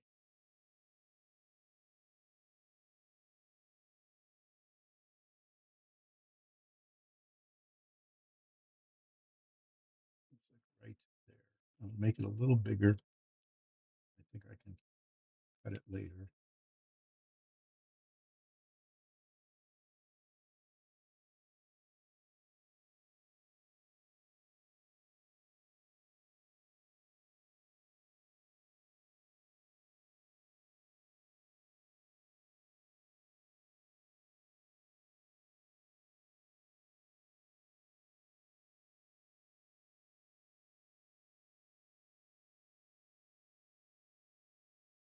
Hmm. Why are they not the same?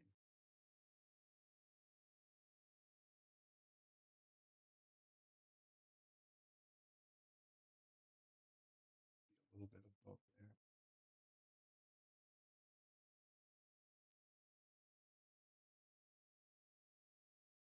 You have to be extremely precise, I guess, because this is great.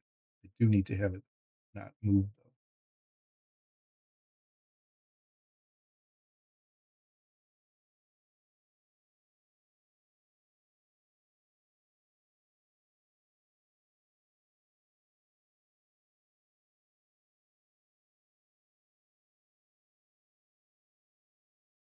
Like that. It is trying to get a nice straight edge here, right?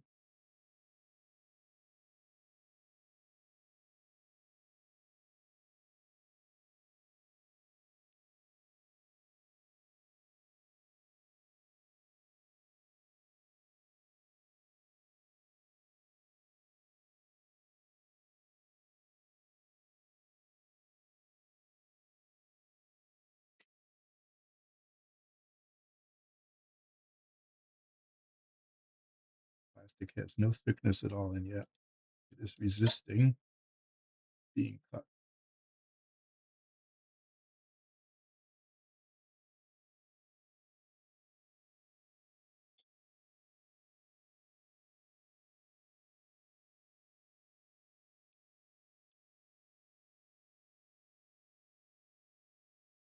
It's soft and it's thin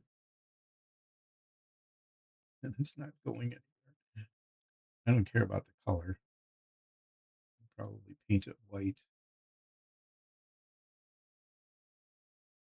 or even metallic.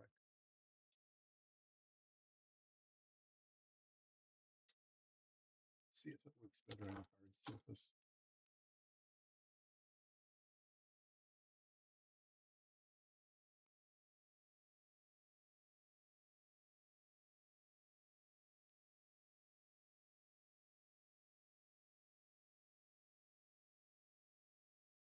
Making it, I guess, a little too big, but I figure I can sand it.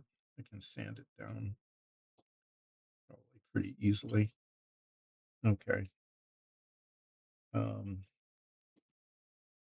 yeah, it's not even square, but it's supposed to be a backing for the license plate.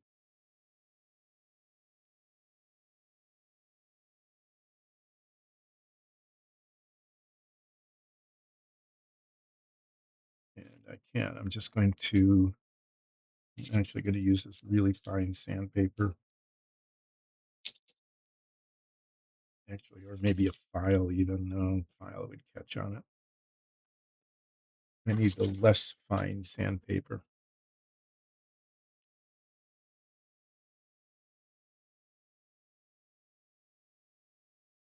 Okay.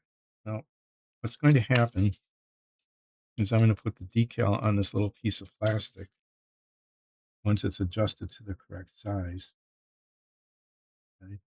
The decal will go on this little piece of plastic, and then the plastic will be attached to the car so that the license plate dangles down, yeah, straight, okay, and get not get bent over or otherwise messed up. It's the way it looks on the model. I don't know how they did it on the model, but I think this will work.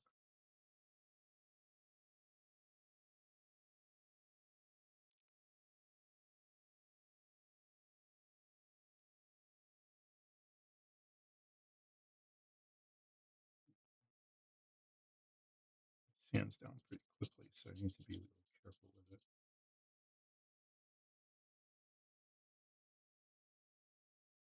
I suppose after I get the decal on, I can make some adjustments to it as well.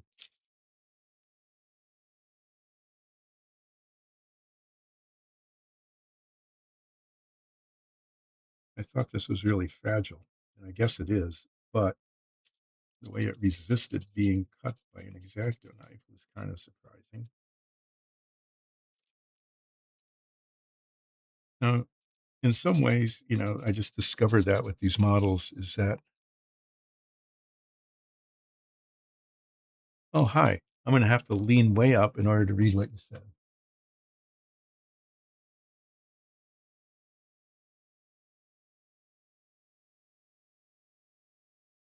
Um, oh, lesser restoration. Yes, that is a big deal. Huh.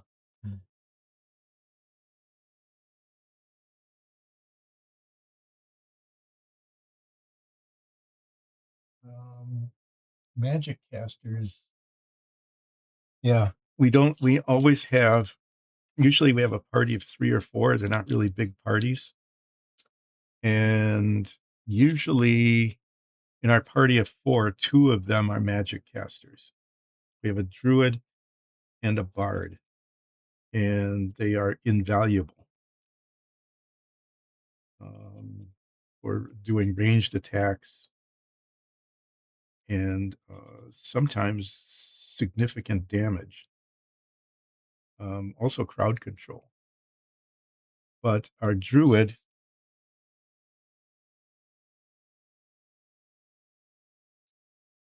oh yeah, the restoration spells, lesser restoration. I would say that's a really good spell if you've got, the materials and the time to do it. I mean, in game, okay? Because if you get into any kind of, battles, your melee folks are gonna get pretty badly beat up, and sometimes, the way our DM plays the game, the mobs go after the magic users, and then they can get into real trouble. So, yeah, I would say that's a really good thing to do. Plant growth. Yeah, I think so.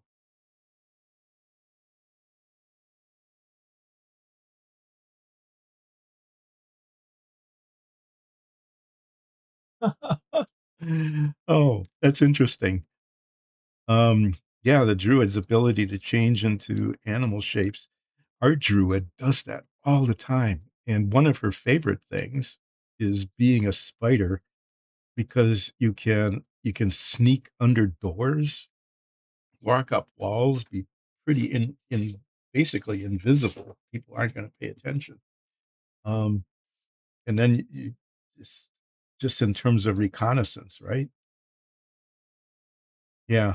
The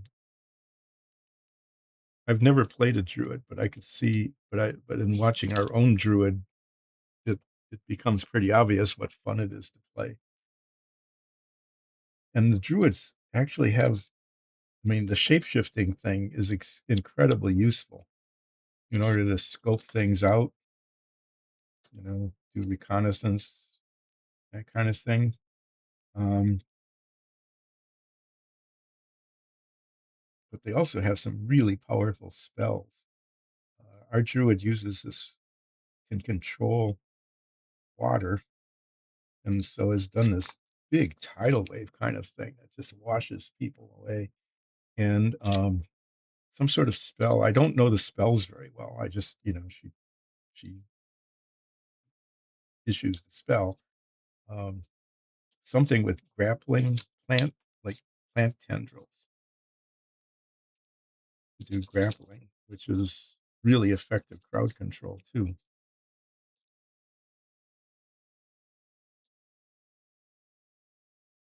But I'm thinking, unless you're just casting fireball all the time, that being a druid is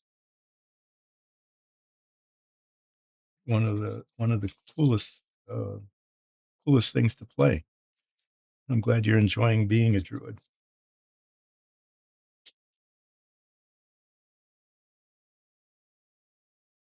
I'm trying to make this a little bit smaller without cutting it and making it too small. So I'm just sanding it really slowly and hopefully evenly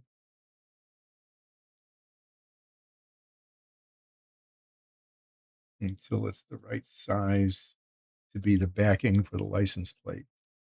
Now you're saying, what am I doing?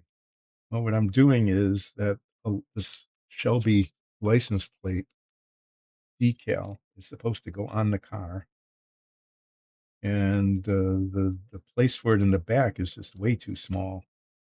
And I'm not sure what they were thinking. It was supposed the decal just hangs down by itself. I don't think so. So I'm creating a plastic backing for it.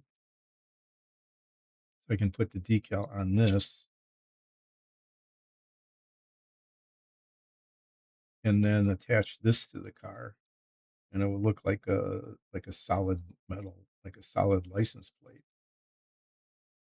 and not just a dangly bit of paper. I think I'm getting it pretty close here. I don't want to make it too small.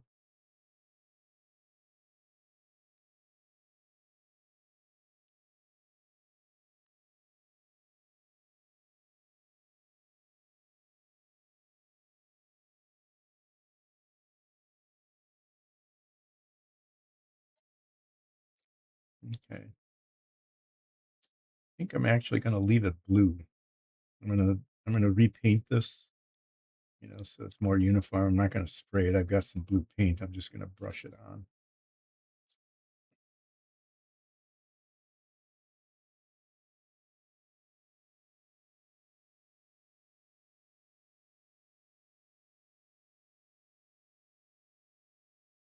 think I can adjust it.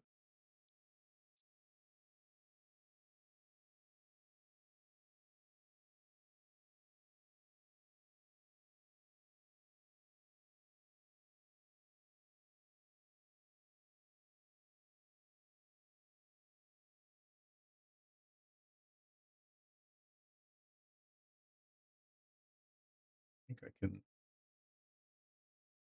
think I think I'm where I need to be with this. Um, I hope it works. I'll find out at some point in the future.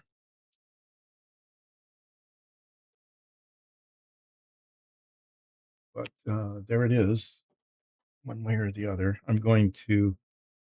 This is dry now.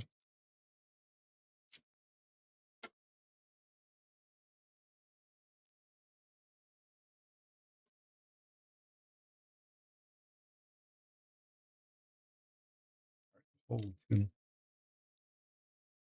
it's like just a little bit. Come off here.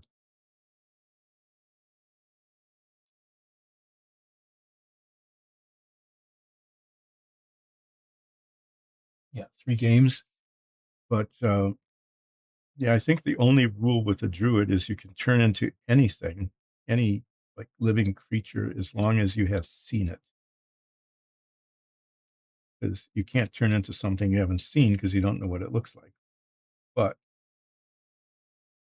I'm pretty sure that that's the rule, that the druids can be anything that they've seen in the past. That, that was kind of dumb. I mean, you can't be something that you have seen in the future because you haven't seen it yet.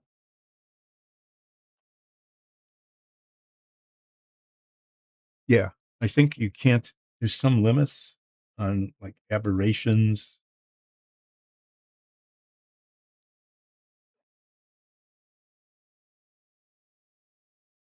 I'm not totally familiar with the limit, what the limitations are. I know that there's not many. It's just animals. You know, you can if you can. ah, There's always something. There's this little. There's a spot there that I don't like the way it didn't get covered. So I'm gonna just take a moment. Okay, everybody was wondering when was that going to happen, and it just did. Okay. Um, I didn't stick my finger in the paint. Nope. I just opened a jar of wash, of ink, and I think you can see what happened. It it got all over me. Oh my. I don't know what I did. I was just opening the little can. Um, I'm going to have to take a break because I got stuff all over me and I need to wash it off. So I'm not going to put the break screen on. I'm going to just set these things here where you can look at them while I'm gone. And then this will take as long as it takes to wash this. So sorry, I need to clean up. I'll be right back.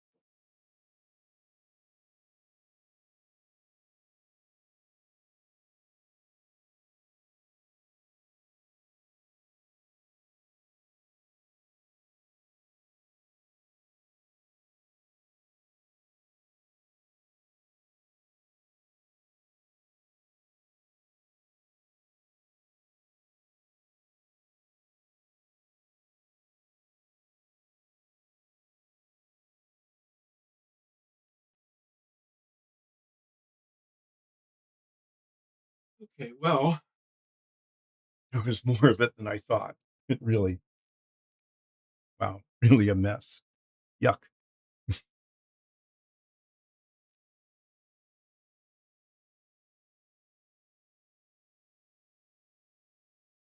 Yeah, really. In this case, it was not only because I had stuff in my hands and I didn't like it, but it was this green ink paint. And it, if I touched anything, I mean, just touching something, it would get green all over it.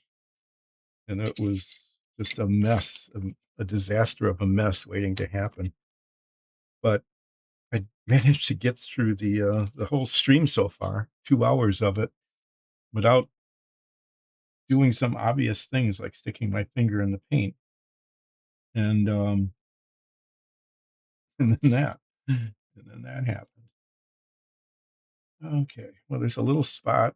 Now I've got little spots that are bothering me. This is when I get to the there's a little spot that's bothering me phase,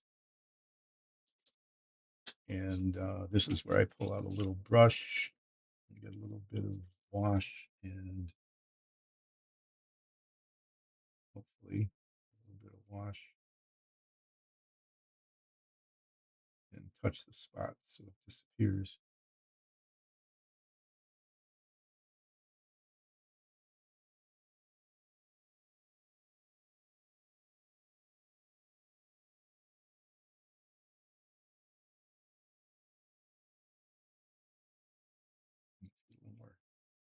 A little more, a little more texture on the stones here.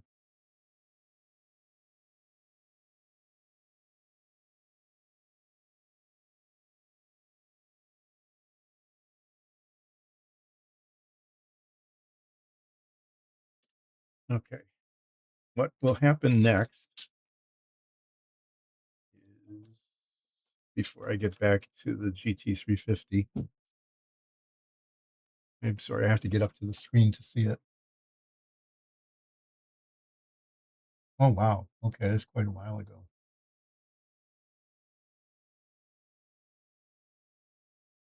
Oh, yeah. That's the spike growth is something our druid has used to great effect. Um, it's difficult to if it hits just right and your rolls are good. It's just massively damaging.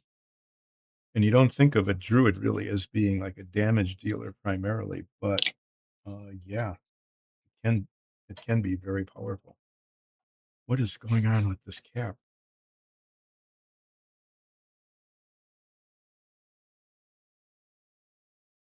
No, mess. Okay, but this is supposed to go on like this. The feet don't fit. Well, maybe not like that. Maybe like this. Keep trying to fit it on here, and the feet don't really fit in the footprints on the. No, that's not bad. What I'm going to, no, don't lose that. I'm going to use rubber cement. That might sound kind of weird for model building. Okay.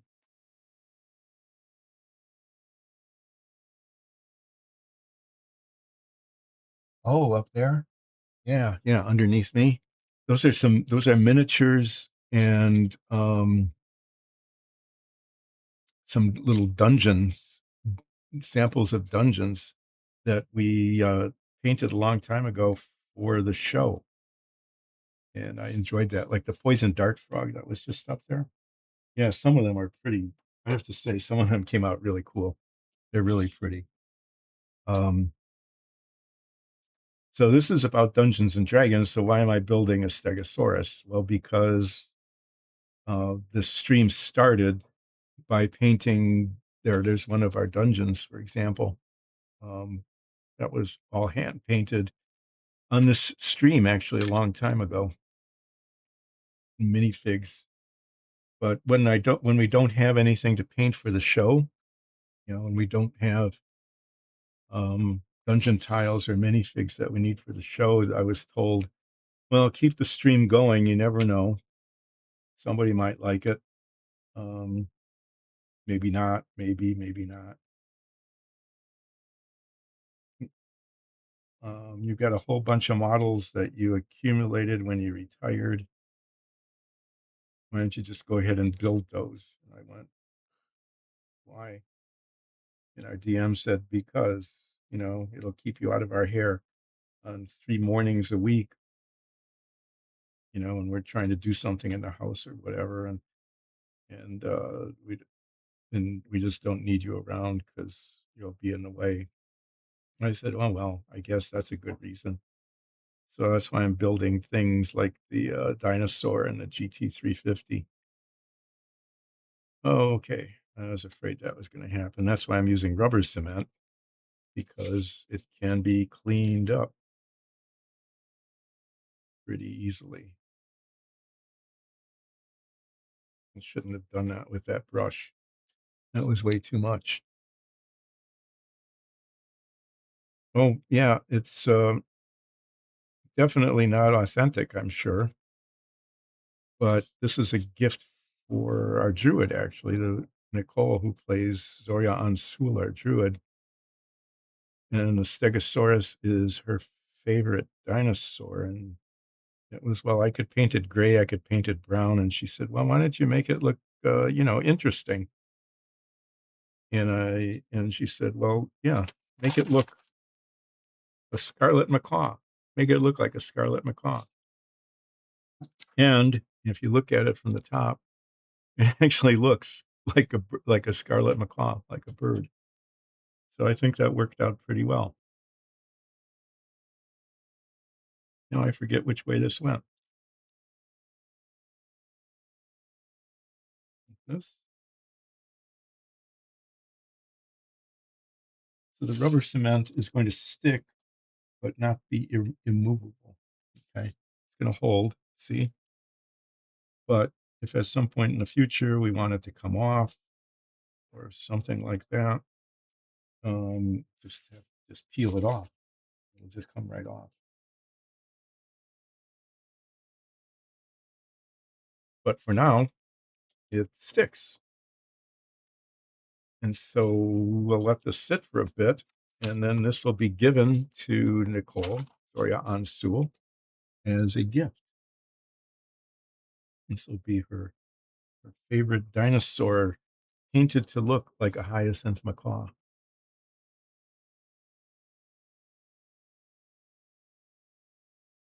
Hmm. Yeah. I mean, it's sort of bird shaped from the top, not from the side. So it was, a little bit of a challenge, but I think I got it. It looks okay. It's not terrific. It's not like a showpiece prize winning model or anything like that, but it's kind of fun. It's kind of cool looking. Okay. Um, so I need to put that somewhere where I won't break it. And the other thing I'm going to do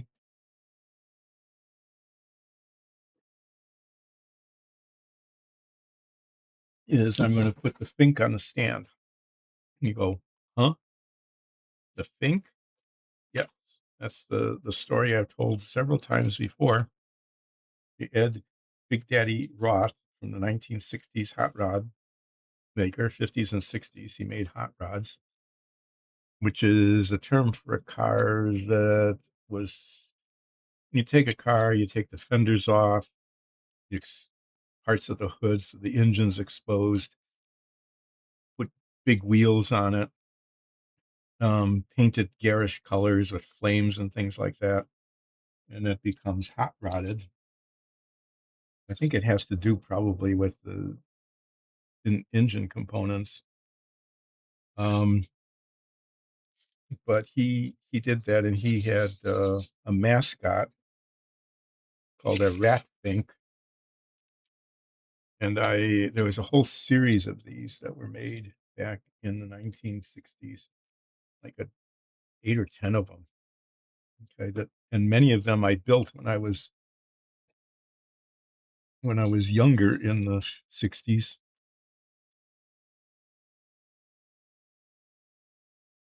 and I bought reissues when I retired, and I built one every now and then. I built one before, and then I had to do some filling in between one model and the next, and so I built another one. And this one is the Rat Fink, which was the first of the original Big Daddy Roth. And I'll show you'll see it in a minute because I'm going to go get it. I'm just trying to get this symmetric. It's not symmetric. Hmm.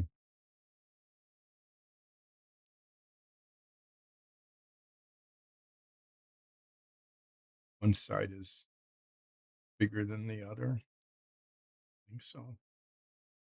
I don't want to make it too small because then it wouldn't serve its purpose. This little rectangle is going to be the backing for the license plate on the GT350 that I keep talking about that you haven't seen.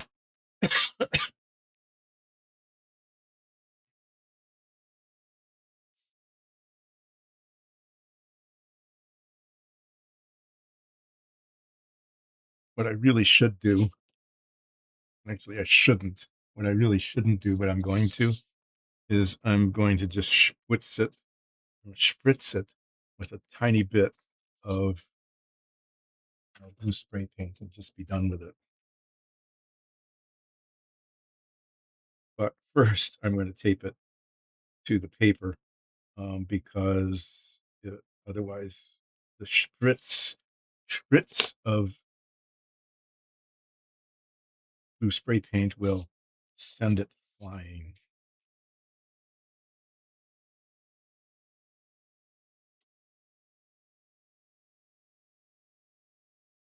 Okay, so there, I'll be right back. We'll have to get the sink.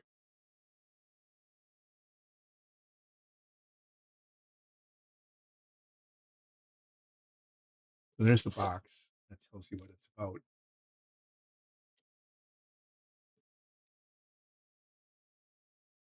So that's Ed Big Daddy Roth there. Okay.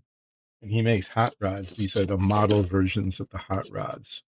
And you can see that most of them have big rear wheels. They're called cheater slicks, and they take the fenders off, expose most of the engine, paint it with flames and stuff, bright colors, lots of chrome. I know I built when I was young. I know I built Mother's Worry for sure. The yellow hot rod with the um, big long stick for the transmission. But this was the original, the Rat Fink. That was his mascot. He's king of the monster painters. So yeah, and then this is it. And oh, I just broke the tail off. That was not good. That was supposed to stick. That was supposed to stay on there. Okay, well,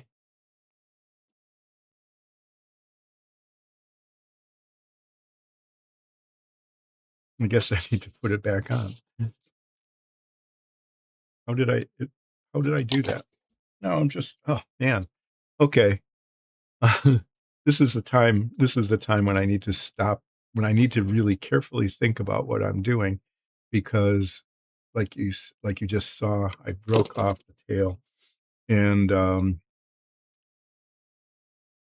almost dropped it. But there, that's, that's my creation of the Ratfink model. And I think it came out the ones I did when I was young came out actually pretty well. It was uh ex my first experience with filling in the seams Okay, filling in the seams so that they didn't show. And I've gotten better at that, but back then I didn't have any body putty or anything, no filler, and so just I just put extra paint in.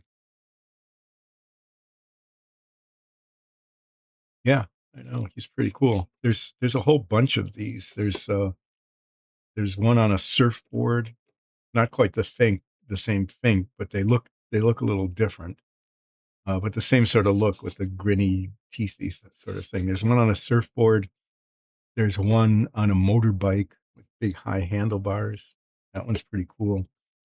There's one on a skateboard with a little motor on it, a motorized skateboard.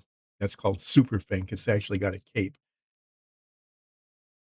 and I think that one's pretty cool. There's an Angel Fink, which is like a witch stirring a cauldron. There's Scuzz Fink. I don't know why it's Scuzz, but it's on the moon, like an alien sort of thing, I guess. Um, I wonder if I put this on the stand, can I get the tail on after it's on the stand?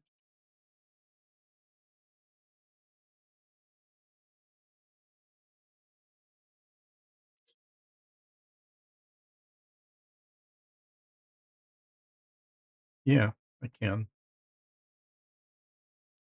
I'm gonna I'm gonna do that. I'm gonna put it on the stand. I'm gonna do the same thing I did with the dinosaurs. I'm gonna use rubber cement just so it sticks but doesn't become immovable.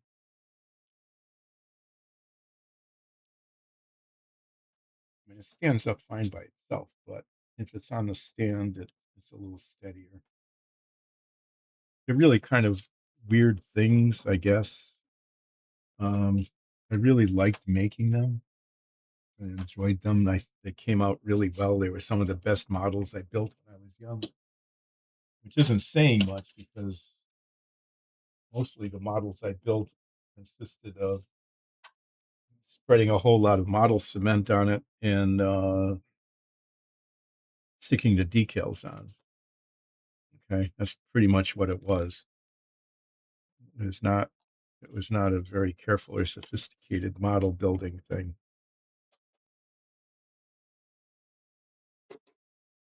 But my mother hated them. I mean, she did not understand the humor in the thing. She just thought they were hideous and ugly. Well, of course she did because they are kind of hideous and ugly. That's the point.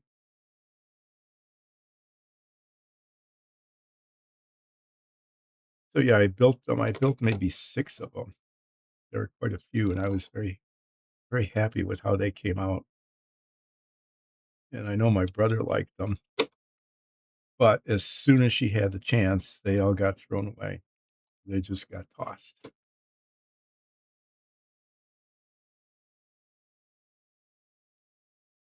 So here I am, um, with a rat fink again, without a tail because I broke the tail off because you know the last hour, usually it's the last half hour. It happened earlier today. Is that things start going badly? Okay, I kind of lose focus, maybe. Um, get a little tired, a little impatient, and then things happen like opening a bottle of that green ink and having it explode all over my hand, or picking up the rat fink and all I wanted to do was this and busting off the tail that I thought was pretty securely attached, but obviously wasn't. The yeah, the last,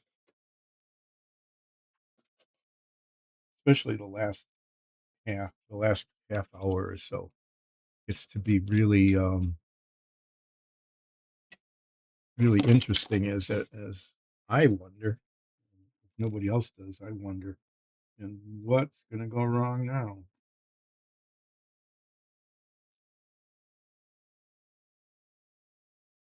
Okay, now I need to find the tail and attach it.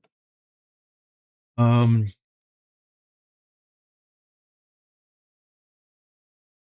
well, thanks for dropping in. Yeah, and thank you for the follow. I'm doing this Monday, Wednesday, and Friday from 10 o'clock, more, kind of in the morning until about 1, and I appreciate it. I will be taking a fairly long vacation sometime soon, and I'll be explaining that on Friday. But next week, I'll probably do Monday and Wednesday, and then I'm going to be gone for almost a month, um, because we're doing some traveling. We're visiting family, uh, actually out of the country even. So there's going to be kind of long trips, but I will be here Friday and a couple of days on Monday and Wednesday, and I won't be back until around April 16th. I think I'll be gone until around April 16th, so I'll be back the week after that. And I'm not sure what I'll be doing then because I'm going to be really close to finishing the car, and I finished the dinosaur and the Fink. But yeah, if you can come back then and check it out, that would be wonderful. But thank you so much for dropping in and joining in chat and for the follow. I really appreciate it. Thanks again.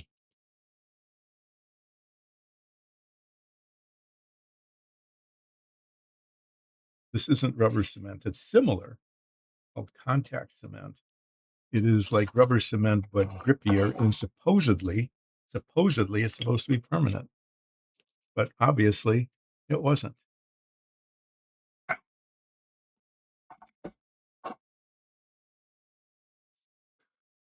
Oh, there will be more accidents.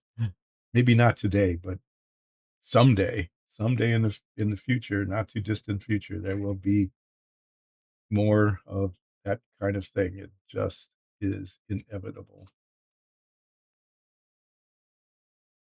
which means inevitable in this case means, oh yeah, it's going to happen. There is no doubt, like Miss Piggy might say.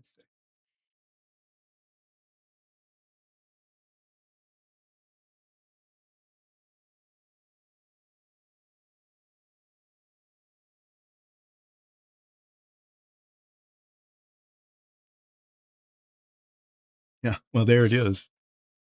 See that? Yep. You get contact cement all over the top of the can.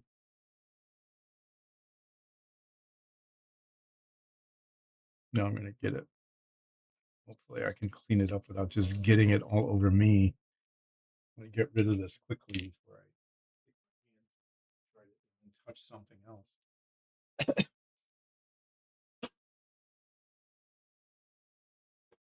All right. No,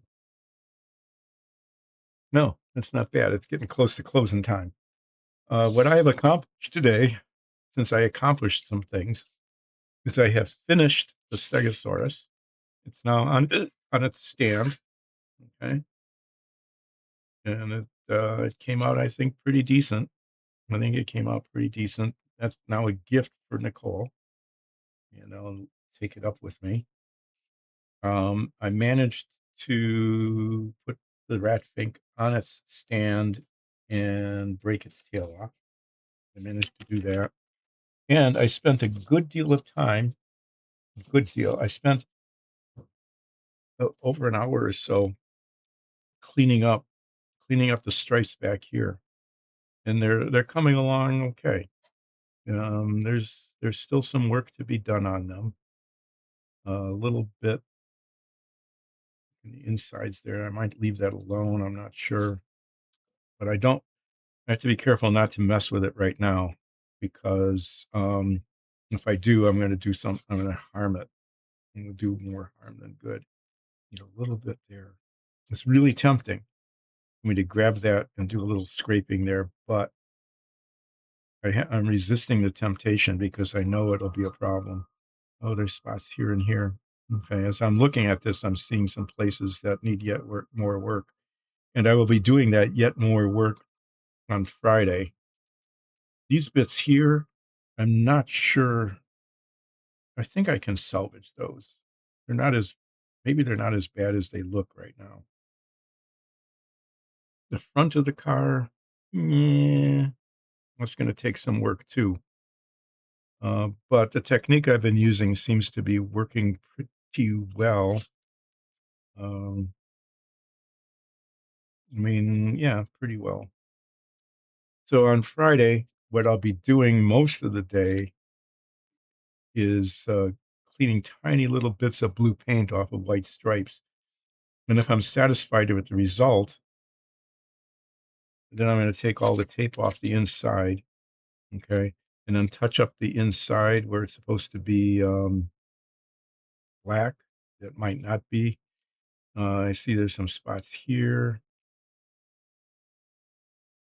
some spots on the bottom that need some touch up paint. I'm just going to paint that with some brush on paint, some blue brush on paint. And yeah, I'm just going to fix flaws. I want to fix flaws on the body, especially like on the bottom here. That that those spots actually will show not from the side, but when you turn it over. And this model is designed to be turned over because the whole you can see all the detail from of the bottom. It's molded that way.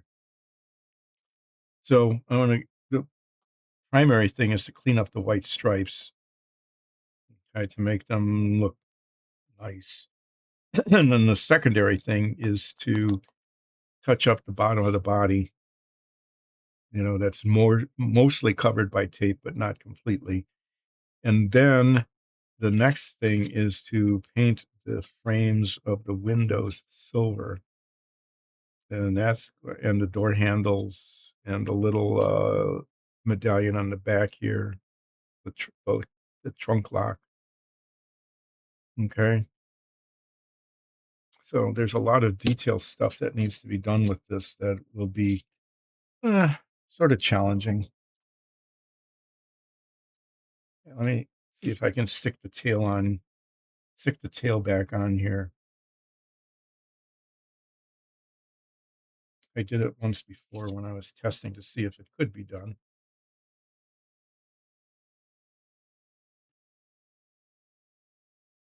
See if it can be done for real.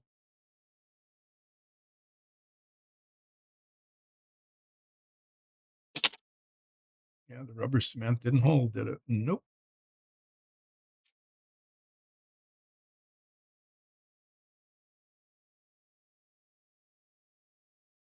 This is stuck on the back pretty well. Okay. Well, the Fink has just got to set here now. The tail needs to cure. Where'd the nose go? Oh no. There was a little black ball of a nose. And that's lost forever.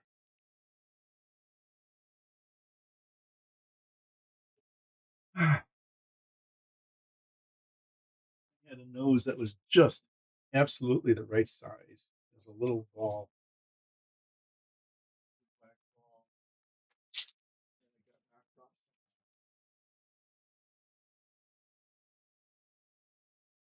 So like I said, there's always something. And in this case, it's a serious problem. Now I'm going to give one quick look. See, maybe it didn't fly onto the floor. When did that happen? Did it fall on its face? Did I just bump into it? It's so annoying. It's to be so close and then not. Well, there's actually I don't know if I want to use this or not. It came with a nose. See a big bulby nose?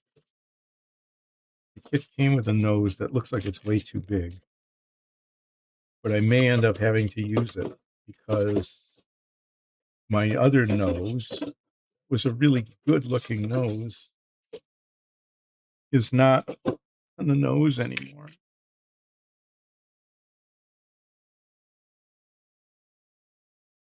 Oh, geez. Okay. Well, I might have to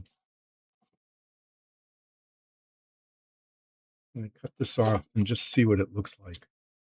It might be okay. It's how the model is designed, I guess. So, but really,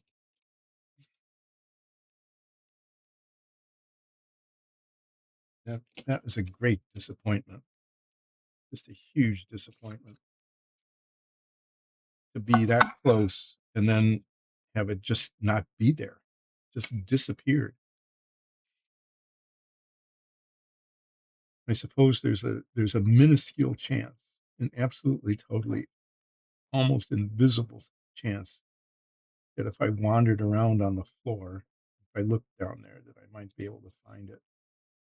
But it's black, which is the same color as the mat, and it's really tiny, the size of a BB.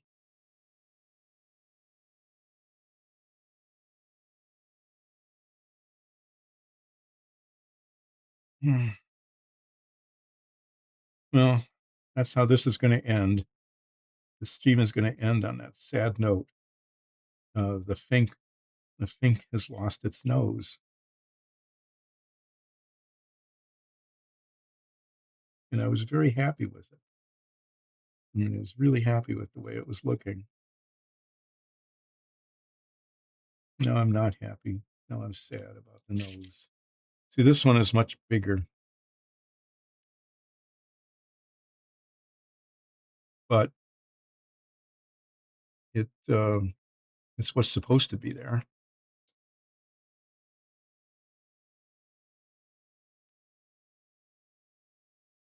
Oh, we end up losing this too. I'm gonna put it in here, and I'll work on that on Friday. I'll be back on Friday, and I'll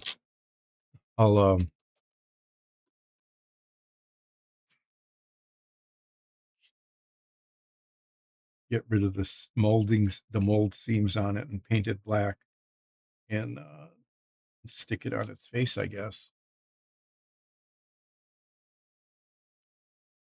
Oh well, that's sad. That's sad that the nose fell off because I really liked the size of it. It was just the right size. It wasn't as big as that. And the only option I have is to try to fabricate one out of a piece of sprue, like cut off a chunk like this, cut off a chunk and sand it so that it's round. That's a lot of work. Um, there. So it goes. This is done. This would have been done if I hadn't lost the nose. I'll be back on Friday at more or less 10. And what I'll be doing then is cleaning up the white stripe on the GT350. If I can get that to a satisfactory level, I will then unmask it and begin doing touch up, blue and white and black touching up, and then preparing to paint the window frames and the door handles on the outside of the body. But thanks, everybody. Thanks for the new follow. I'll be back at the end of the week. I'll also be reviewing and with you when I will be gone, because I'll be gone for almost a month, beginning next week. Not this Friday, but a week from Friday. Yeah. See you. See you soon.